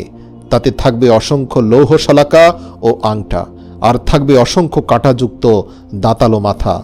তবে তা সবার জন্য একরকম হবে না। বুখারী হাদিস নম্বর ৭৪৩৯। মুনাফিকদের এবং ঈমানদার যারা গুনাহ করেছে তাদের জাহান্নাম থেকে উত্থিত সেই শালাকা টেনে জাহান্নামে নিয়ে যাবে। তার মানে ঈমানদার হলেই যে পুলসিরাত পার হওয়া যাবে তা কিন্তু গ্যারান্টি দেওয়া যায় না। অনেক ঈমানদারও মাত্রা অতিরিক্ত গুনাহ করার কারণে কিছু দূর কষ্ট করে যেতে পারলেও মোটামুটি তারা পোলের মধ্যখান অথবা শেষাংশে গিয়ে তারা জাহান্নামে নিক্ষিপ্ত হবে। আবু হুরায়রা রাদিয়াল্লাহু থেকে বর্ণিত, নবীজি সাল্লাল্লাহু আলাইহি সাল্লাম বলেছেন, পুলসিরাতে দুই প্রান্তে অসংখ্য আংটা যুক্ত করা হবে। আল্লাহ যাকে আদেশ করবেন তাকেই সে টেনে ধরবে এবং জাহান্নামে ফেলে দেবে। মুসলিম, হাদিস নম্বর 195। নবীজি সাল্লাল্লাহু আলাইহি সাল্লাম বলেছেন, পুলসিরাতে থাকবে কাঁটাযুক্ত বৃক্ষের মতো অসংখ্য আংটা। তোমরা কি কাঁটাযুক্ত বৃক্ষ দেখোনি? সাহাবারা বললেন, অবশ্যই ইয়া রাসূলুল্লাহ। নবীজি বললেন, অবশ্যই সেসব আংটা হবে কাঁটাযুক্ত বৃক্ষের মতো। তার পরিমাণ সম্পর্কে আল্লাহ ছাড়া কেউ জানে না। আল্লাহ রাসূল বলেন, কিছু কিছু লোক এই পোলকে দেখবে তরবারির ধারের মতো চিকন। হযরত সালমান রাদিয়াল্লাহু থেকে বর্ণিত, নবীজি সাল্লাল্লাহু আলাইহি সাল্লাম বলেছেন, পুলসিরাত হবে ধারালো তরবারির মাথার মতো সূক্ষ্ম ও তীক্ষ্ণ, কিন্তু হ্যাঁ, সেখানেও কিছু আলো জ্বলজ্বল করবে। রাসূল সাল্লাল্লাহু আলাইহি সাল্লাম বলেছেন, পুলসিরাত পার হওয়ার সময় সকল ঈমানদারদেরকেই তাদের আমল অনুযায়ী একটি করে নূর দেওয়া হবে। প্রত্যেকেই তার আমল অনুযায়ী যে নূর পাবে সেই নূরের আলোর গতিতেই পুলসিরাত অতিক্রম করবে এবং প্রত্যেকেই যার যার আমল অনুযায়ী নূর পাবে। হযরত ইবনে মাসউদ রাদিয়াল্লাহু থেকে বর্ণিত, রাসূল সাল্লাল্লাহু আলাইহি সাল্লাম বলেছেন, সবাইকে সবার আমল অনুপাতে নূর দেওয়া হবে। কারো সামনে পাহাড় পরিমাণ নূর দেওয়া হবে, কারো হাতে মশাল পরিমাণ নূর দেওয়া হবে, আবার কেউ কেউ একটি বৃক্ষের পরিমাণ নূর পাবে। এভাবে কম নূর যাকে দেওয়া হবে তার নূর হবে একটা আঙ্গুলের মাথা পরিমাণ। একবার জ্বলবে, একবার নিভবে। যখন আলো জ্বলবে তখন পথ চলবে, আবার যখন নিভে যাবে তখন সে দাঁড়িয়ে থাকবে। এদের মধ্যে কেউ কেউ নিভে যাওয়ার পর আবার হঠাৎ করে পুলসিরাতের আংটার মধ্যে বেঁধে জাহান্নামে গিয়ে পড়বে। বলা হয়ে থাকে, যাদের আমল একেবারেই কম, আজীবন খুব বেশি পরিমাণে গুনাহ করে ফেলেছে, এদের অনেকে কিছু দূর তার দুর্বল নূর দিয়ে যেতে পারলেও একটা সময় আর টিকতে পারবে না, পড়ে যাবে জাহান্নামে। আল্লাহ তাআলা বলেছেন, সেদিন তুমি ঈমানদার পুরুষ ও নারীদের দেখতে পাবে যে তাদের সামনে ও ডান পাশে তাদের নূর ছোটাছুটি করছে। বলা হবে, আজ তোমাদের সুসংবাদ হলো জান্নাত, যার তলদেশ দিয়ে নদীসমূহ প্রবাহিত হয়, সেখানে তোমরা চিরস্থায়ী হবে। এটাই হলো মহাসাফল্য। সেদিন মুনাফিক পুরুষ ও নারীরা ঈমানদারদের বলবে, তোমরা আমাদের জন্য একটু অপেক্ষা করো, তোমাদের নূর থেকে আমরা একটু নূর নিয়ে নেই। বলা হবে, তোমরা তোমাদের পেছনে ফিরে যাও এবং নূরের সন্ধান করো। তারপর তাদের মাঝখানে একটি দেওয়াল তুলে দেওয়া হবে, যাতে একটি দরজা থাকবে। তার ভেতরের দিকে থাকবে রহমত আর বাহিরের দিকে থাকবে আযাব। মুনাফিকরা মুমিনদের ডেকে বলবে, আমরা কি তোমাদের সঙ্গী ছিলাম না? তারা বলবে, হ্যাঁ, কিন্তু তোমরা বাহ্যিক আমল করতে মানুষকে দেখানোর জন্য, মানুষের চোখে আলেম খেতাব পাওয়ার জন্য, মানুষকে প্রতারিত করার জন্য। তোমাদের হৃদয়ে ঈমান ছিল না, তোমরা নিজেরাই নিজেদের বিপদগ্রস্ত করেছ। তোমরা ছিলে মুনাফিক, আর তোমরা অপেক্ষা করছিলে এবং সন্দেহ পোষণ করছিলে দ্বীনের ব্যাপারে। আর অবশেষে আল্লাহর নির্দেশ এসে গেল, আর মহাপ্রতারক শয়তান তোমাদের আল্লাহ সম্পর্কে প্রতারিত করে রেখেছিল। সুতরাং আজ তোমাদের কাছ থেকে কোনো মুক্তিপণ গ্রহণ করা হবে না, এবং যারা কুফরি করেছিল তাদের কাছ থেকেও না। জাহান্নামই তোমাদের আবাসস্থল, সেটাই তোমাদের উপযুক্ত স্থান। আর কতই না নিকৃষ্ট সেই গন্তব্যস্থল।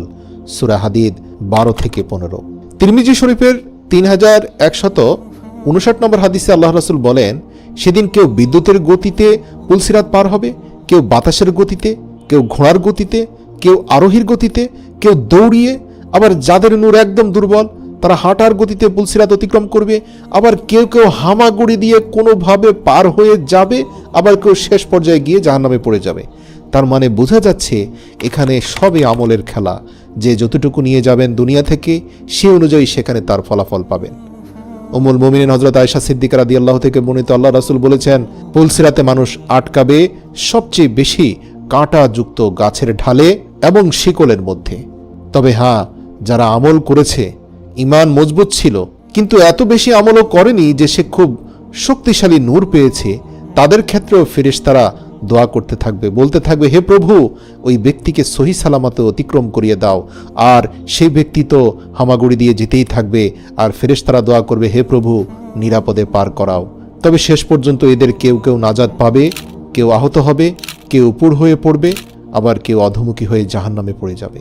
সর্বশেষ যে পুলসিরাত অতিক্রম করবে তার ব্যাপারে হযরত ইবনে মাসউদ রাদিয়াল্লাহু থেকে বর্ণিত, রাসূল সাল্লাল্লাহু আলাইহি সাল্লাম বলেছেন, অতঃপর তোমাদের সর্বশেষ ব্যক্তি পেটে ভর দিয়ে পুলসিরাত অতিক্রম করবে। সে বলতে থাকবে, হে রব, আমাকে এত বিলম্ব করানো হলো কেন? তখন আল্লাহ বলবেন, আমি কেন তোমাকে বিলম্ব করাবো? তোমাকে তো তোমার আমল বিলম্ব করিয়েছে। মুস্তাদারেক হাকিম 8519 নম্বর হাদিস। সুবহানাল্লাহ। রাসূল সাল্লাল্লাহু আলাইহি ওয়াসাল্লাম সকল উম্মতকেই অনুরোধ করেছেন একটি দোয়া বেশি বেশি পড়ার জন্য।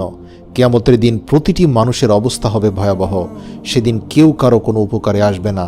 আবার কেউ কেউ তার পুরো জীবনের অসংখ্য নেক আমল দিয়েও নাজাত পাবে না। কারণ আল্লাহ যদি শক্তভাবে হিসেব নেন তবে কোনো মানুষের পক্ষে নাজাত পাওয়া সম্ভব নয়। এ কারণে নবীজি সাল্লাল্লাহু আলাইহি সাল্লাম এই মর্মে সতর্ক করেছেন, যার শক্ত হিসেব করা হবে তাকে আযাব দেওয়া হবে। তবে কিয়ামতের দিন হিসেব সহজ হওয়ার জন্য আল্লাহর কাছে দোয়া করার জন্য নবীজি সবাইকে নির্দেশ দিয়েছেন। তিনি একটি দোয়া শিখিয়ে দিয়েছেন, আল্লাহুম্মা হাসিবনি হিসাবান ইয়াসীরা। হে আল্লাহ, আমার কাছ থেকে সহজ করে হিসেব নিও। প্রতিটি মানুষ নামাজের শেষে এই দোয়াটি পড়বেন, আল্লাহুম্মা হাসিবনি হিসাবান ইয়াসীরা। পরকালে প্রতিটি মানুষকে তার কর্মের হিসেব দিতে হবে। সেদিন যাদের ডান হাতে আমলনামা আসবে তারা সফল, কিন্তু কোরআনে এসেছে এরপর যাকে তার আমলনামা ডান হাতে দেওয়া হবে সে তো সহজে হিসেব নিকেশ পার করা হবে, কিন্তু যার বাম হাতে আমলনামা দেওয়া হবে সে তো পাকড়াও হয়ে যাবে। কিন্তু যার আমলনামা ডান হাতে সে তার পরিবার পরিজনের কাছে আনন্দিত হয়ে ফিরে যাবে। সূরা ইনশিকাক আয়াত নম্বর 7 থেকে 9। হযরত আয়েশা রাদিয়াল্লাহু তাআলা আনহু যখন কোরআনের এই ঘোষণার বিষয়ে নবীজির সামনে তুলে ধরলেন তখন নবীজি বললেন, কিয়ামতের দিন যারই হিসেব নেওয়া হবে সে ধ্বংস হয়ে যাবে। আমি বললাম, হে আল্লাহর রাসূল, আল্লাহ কি বলেননি যার আমলনামা ডান হাতে দেওয়া হবে তার হিসাব সহজ হবে? এর উত্তরে আল্লাহ রাসূল সাল্লাল্লাহু আলাইহি সাল্লাম বললেন, তা কেবল পেশ করা মাত্র।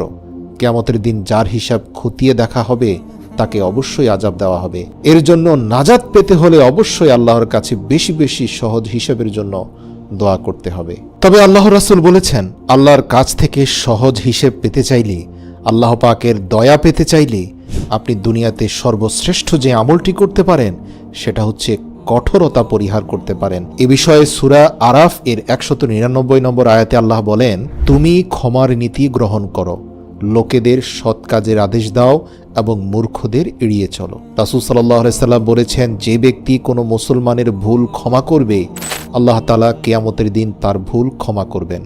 আল্লাহ তাআলা ক্ষমা করা পছন্দ করেন, তাই পরস্পরের মধ্যে ক্ষমার নীতি অবলম্বনের নির্দেশ দিয়েছেন আল্লাহর রাসূল। সূরা বাকারার 109 নম্বর আয়াতে আসেছে, অতএব তোমরা ক্ষমা করো এবং এড়িয়ে চলো যতক্ষণ না আল্লাহর নির্দেশ এসে পড়ে।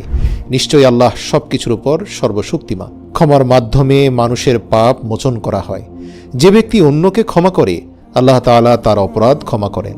আল্লাহ তাআলা বলেন, আর যদি তোমরা তাদের মার্জনা করো, তাদের দ্রষ্টটি উপেক্ষা করো, তাহলে নিশ্চয়ই আল্লাহ ক্ষমাশীল ও দয়াবান হবেন। ক্ষমাকারী ব্যক্তি আল্লাহ তাআলার অফুরন্ত ক্ষমা লাভে ধন্য হয়। যে অন্যকে ক্ষমা করে সে আল্লাহ ও মানুষের ভালোবাসা লাভ করে। আল্লাহ তাআলা বলেন, যদি তোমরা কোনো সৎকর্ম প্রকাশ করো বা গোপন করো কিংবা কোনো অপরাধ ক্ষমা করো তাহলে আল্লাহ নিশ্চয়ই মার্জনাকারী এবং সর্বশক্তিমান। সূরা নিসা আয়াত নম্বর 149। দুনিয়াতে কেউ ক্ষমা করলে আখিরাতে ক্ষমা মিলবে, এটা 100% নিশ্চিত। এজন্য দুনিয়াতে কঠোরতা কুশমিন কালো করবেন না, কঠোর স্বভাব পরিহার করবেন। দেখবেন কঠোর স্বভাবের মানুষ দুনিয়াতেও ঘৃণিত, আখিরাতেও আল্লাহর কাছে ঘৃণিত। আবু হুরায়রা রাদিয়াল্লাহু থেকে বর্ণিত, রাসূল সাল্লাল্লাহু আলাইহি সাল্লাম বলেছেন, যে ব্যক্তি কোনো মুসলমানের ভুল ক্ষমা করবে আল্লাহ কিয়ামতের দিন তার ভুল ক্ষমা করবেন। মানুষকে দয়া করলে আল্লাহর দয়া পাওয়া যাবে।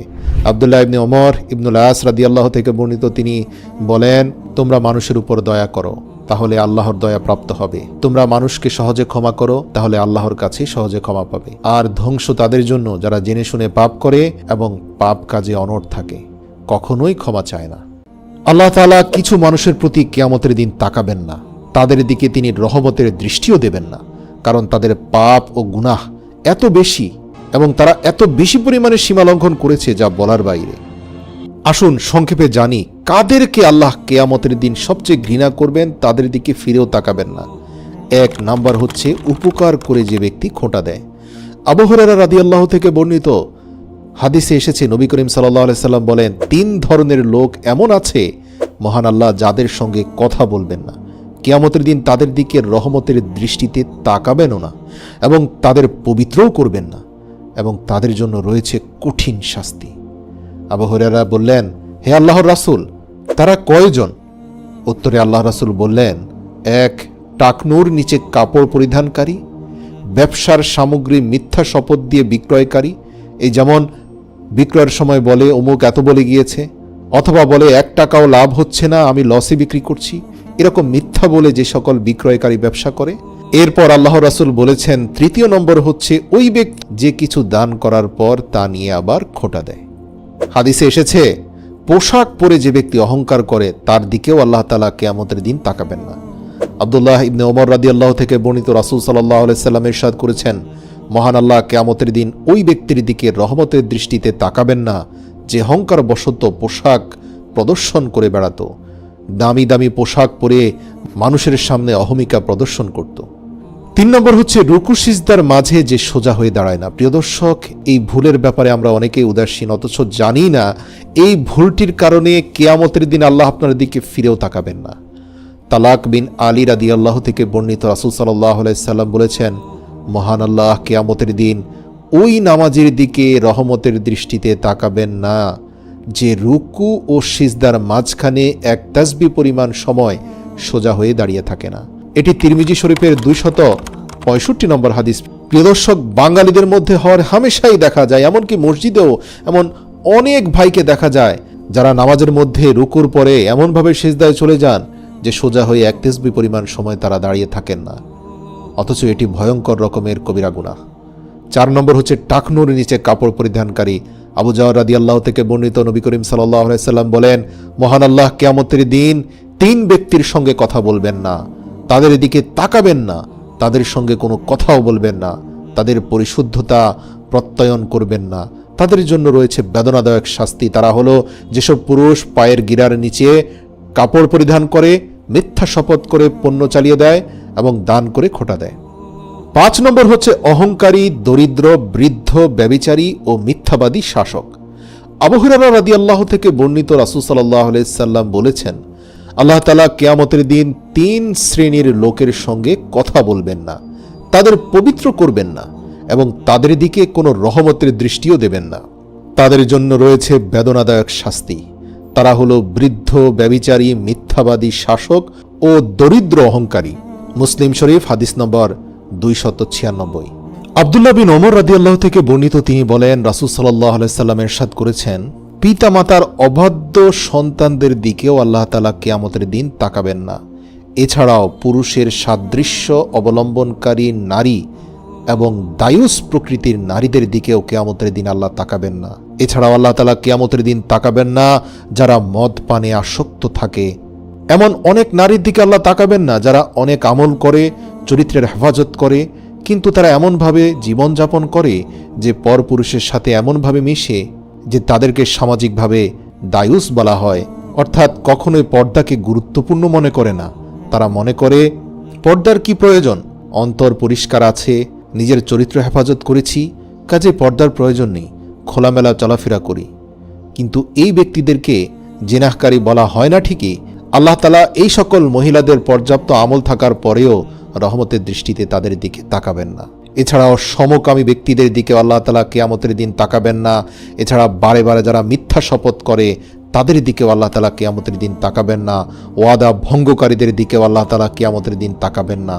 এ বিষয়ে সূরা আলী ইমরানের ৭৭ নম্বর আয়াতে আল্লাহ বলেন, নিশ্চয়ই যারা আল্লাহর সঙ্গে কৃত অঙ্গীকার এবং নিজেদের শপথকে তুচ্ছ মূল্যে বিক্রয় করে এরা আখিরাতের কোনো অংশই পাবে না এবং আল্লাহ কিয়ামতের দিন তাদের সঙ্গে কথা বলবেন না, তাদের প্রতি দৃষ্টিপাত করবেন না এবং তাদের পবিত্র করবেন না। বস্তুত তাদের জন্য আছে যন্ত্রণাদায়ক শাস্তি। সূরা আলী ইমরান আয়াত নম্বর ৭৭। যারা কোনো মুসলমানের সম্মান নষ্ট হতে দেখেও তার রক্ষায় এগিয়ে আসে না, আল্লাহ তাদেরকে কিয়ামতের দিন অপমানিত করবেন।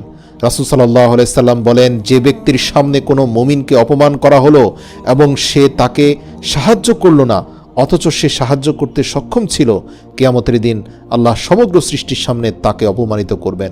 প্রিয় দর্শক, এখন আমরা জানব কিয়ামতের দিন আল্লাহ যাদেরকে অপমানিত করবেন। আমাদের লিস্টে 2 নম্বরে রয়েছে যারা লোক দেখানো আমল করত, যারা মানুষের প্রশংসা করানোর জন্য আমল করত, আল্লাহর ভয় অন্তরে ছিল না, শুধুমাত্র মানুষের প্রশংসা করানো, জনপ্রিয়তা পাওয়া, সেলিব্রিটি হওয়া, এসবের জন্যই যারা আমল করত, আল্লাহ তাআলা কিয়ামতের দিন ডেকে এনে এই সকল কথিত সেলিব্রিটিদেরকে অপমান করবেন। মানুষ দেখানোর জন্য বা প্রশংসায় ভাষার জন্য যারা আমল করত, কিয়ামতের দিন সমগ্র সৃষ্টির সামনে আল্লাহ তাআলা তা প্রকাশ করে দেবেন।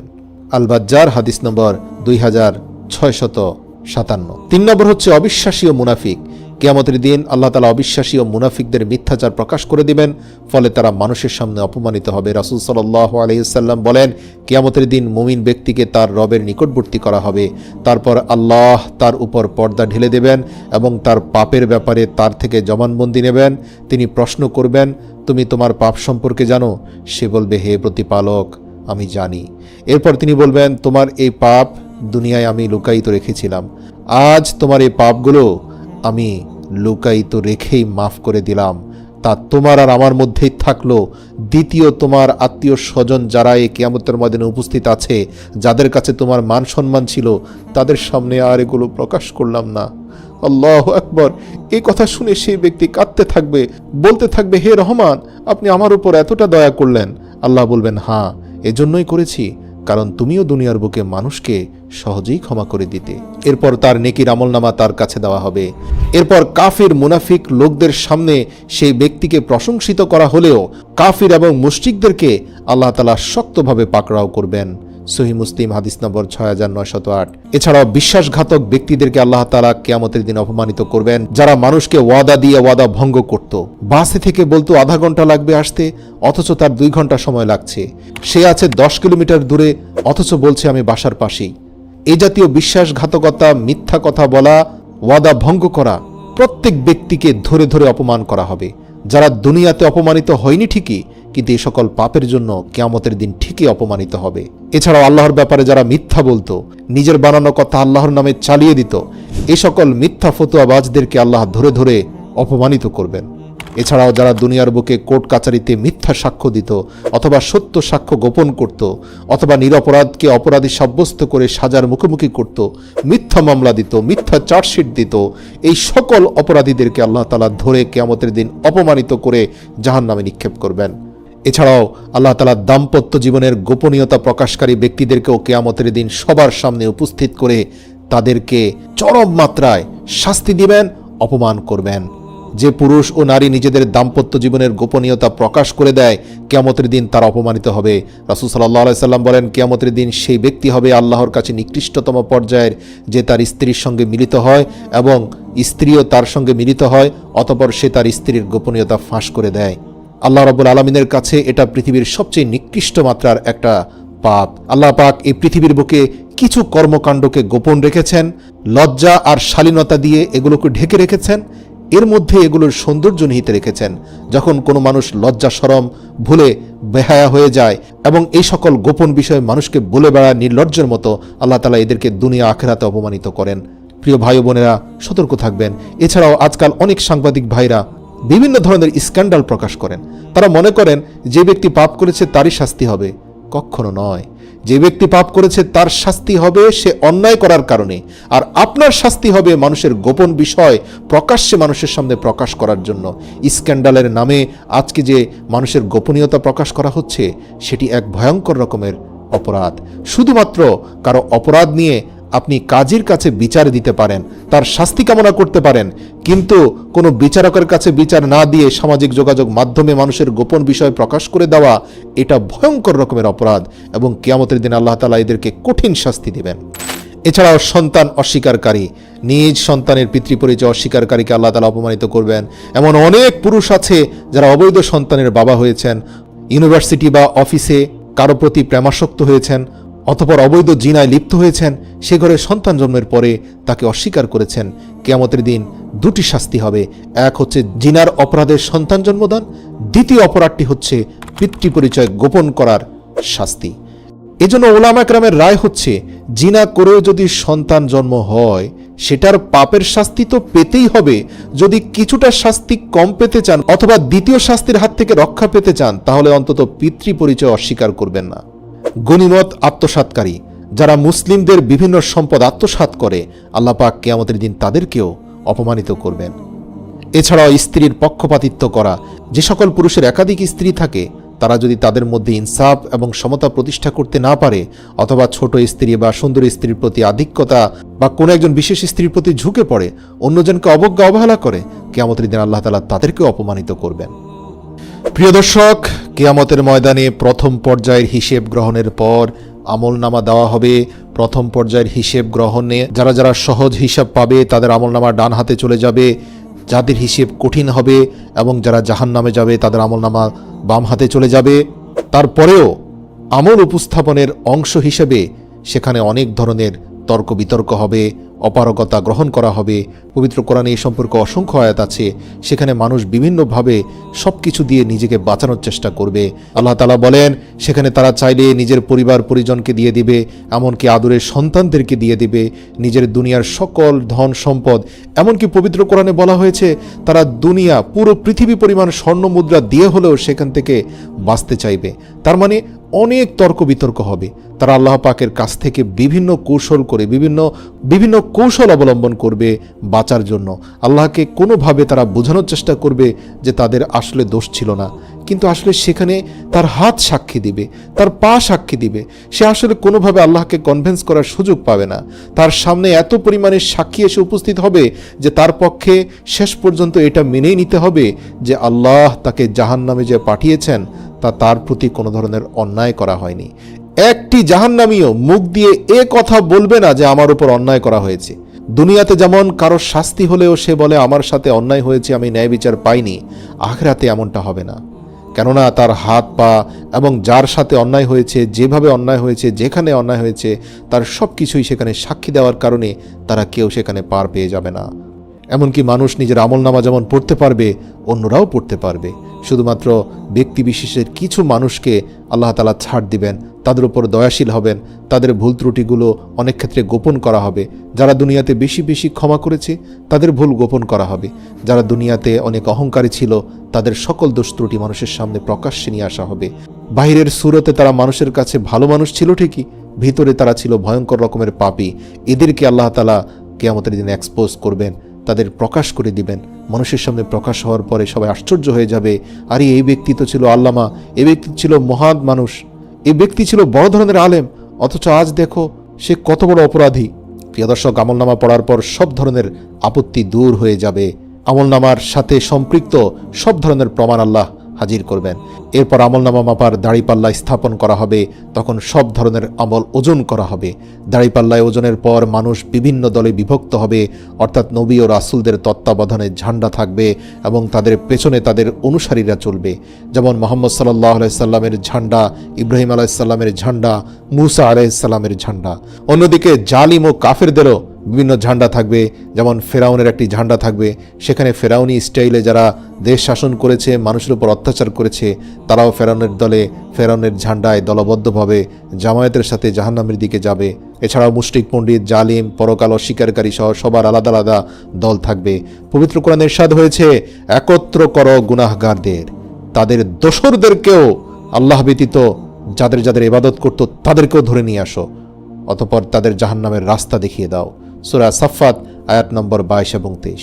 অতঃপর আল্লাহর পক্ষ থেকে জাহান্নামকে কাছে টেনে নিয়ে আসা হবে। জাহান্নামের গর্জনে চারদিকে উত্তাপ ছড়িয়ে পড়বে, জান্নাতি জাহান্নামী সবাই ভয় পেয়ে যাবে, চারদিক অন্ধকারে ছেয়ে যাবে। তখন মানুষ আল্লাহ প্রদত্ত আলো দিয়ে চলা শুরু করবে। যে সকল ঈমানদার থাকবে তারা তাদের আলো দিয়ে জাহান্নামের অন্ধকার কিছুটা দূর করবে, সেখানে মুনাফিকরাও থাকবে। পবিত্র কোরআনে ইরশাদ হয়েছে, অতঃপর উভয়ের মাঝখানে একটি প্রাচীর স্থাপন করা হবে, তাতে একটি দরজা থাকবে, যার ভেতরে থাকবে রহমত, বাইরে থাকবে শাস্তি। সর্বশেষ পুলসিরাত পাড়ি দিয়ে সর্বপ্রথম রাসূল সাল্লাল্লাহু আলাইহি সাল্লাম এ পৃথিবীর বুকে সর্বপ্রথম মানব হবেন যিনি জান্নাতে প্রবেশ করবেন। তারপর মুহাজির ও আনসারদের দরিদ্র ব্যক্তিরা জান্নাতে প্রবেশ করবেন। এরপর উম্মতদের মধ্যে যারা দরিদ্র ছিল তারা প্রবেশ করবে। সম্পদের হিসেবের কারণে ধনীরা বিলম্বে প্রবেশ করবে আর গরিবরা দ্রুত জান্নাতে প্রবেশ করবে। আল্লাহু আকবার, সুবহানাল্লাহ। প্রিয় দর্শক, জান্নাত এমন অনিন্দ্য সুন্দর আবাস যা কোনোদিন কেউ চোখে দেখেনি, কোনো কান শোনেনি এবং কোনো অন্তঃকরণ তার সম্পর্কে কল্পনাও করতে পারেনি। আল্লাহ তাআলার অশেষ অফুরান নেয়ামত রেখে দিয়েছেন সেই জান্নাতে। জান্নাতে যে যাবে সে জান্নাত থেকে কখনোই বের হতে চাইবে না। চিরকাল জান্নাতই হবে তার ঠিকানা। জান্নাতের বর্ণনা দিতে গিয়ে কোরআনে আল্লাহ ইরশাদ করেছেন, মুত্তাকি আল্লাহ ভীরু লোকেরা থাকবে জান্নাতের বাগান ও ঝর্ণার পাদদেশে, এবং তাদের বলা হবে, এখানে তোমরা শান্তি ও নিরাপত্তার সঙ্গে প্রবেশ করো। তাদের মনে যদি সামান্য পরিমাণ মনোমালিন্য থেকে থাকে তা আমি বের করে দেব। তারা পরস্পর ভাই ভাই হয়ে মিলিত হয়ে মুখোমুখি বসে থাকবে।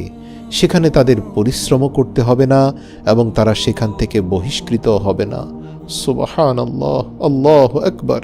এই আয়াতের ব্যাখ্যায় উলামায়ে কেরামগণ বলেন, দুনিয়াতে দুজন জান্নাতীর মধ্যে যদি মনোমালিন্য থাকে, কারণ এমনটা হয়ে থাকে, দুজন দিনী ভাইয়ের মধ্যেও বিভিন্ন বিষয় নিয়ে তর্ক বিতর্ক হতে পারে, ছোটোখাটো বিষয় নিয়ে বাদানুবাদ হতে পারে, কিন্তু উভয়ে যদি জান্নাতে যেতেও পারে, তাহলে জান্নাতে গিয়েও কিন্তু সেই বাদানুবাদ বা মনোমালিন্য আল্লাহ অন্তর থেকে ধুয়ে মুছে সাফ করে দিবেন।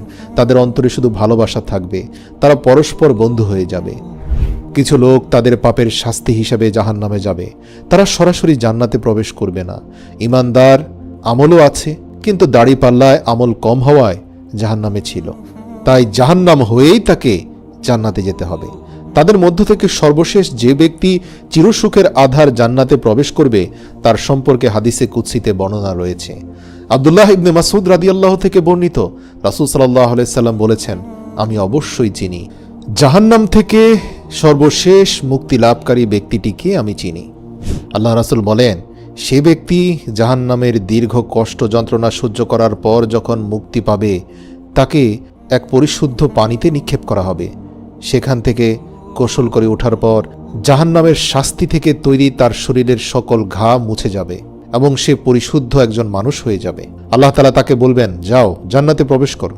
সে জান্নাতের কাছে যাবে এবং জান্নাত তাকে বলবে, আমি পরিপূর্ণ। সে ফিরে এসে বলবে, হে আমার রব, আমি তো জান্নাতকে পরিপূর্ণ পেয়েছি। অতঃপর আল্লাহ তাআলা তাকে বলবেন, যাও জান্নাতে প্রবেশ করো। অতঃপর সে জান্নাতের কাছে আসবে এবং তাকে পুনরায় বলা হবে, জান্নাত পরিপূর্ণ। সে ফিরে এসে বলবে, হে আল্লাহ, আমি জান্নাতের কাছে যতবারই যাচ্ছি তা তো আমাকে শুধু পূর্ণতা দেখাচ্ছে, আমার জন্য সেখানে কোনো স্থান নেই। অতঃপর আল্লাহ তাআলা বলবেন, যাও জান্নাতে প্রবেশ করো।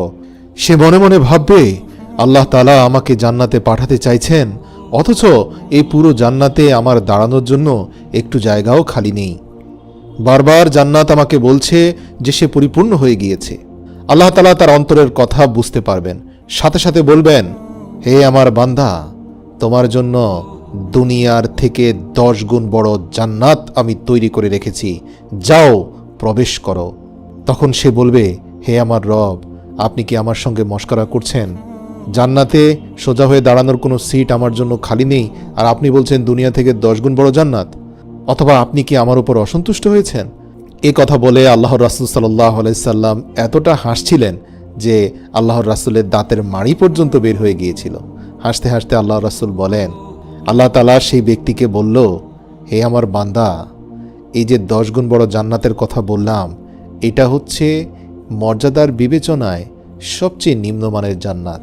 এবার তুমি ভাবো, যারা শ্রেষ্ঠ জান্নাত পেয়েছে তাদেরটা পৃথিবী থেকে কত গুণ বড়।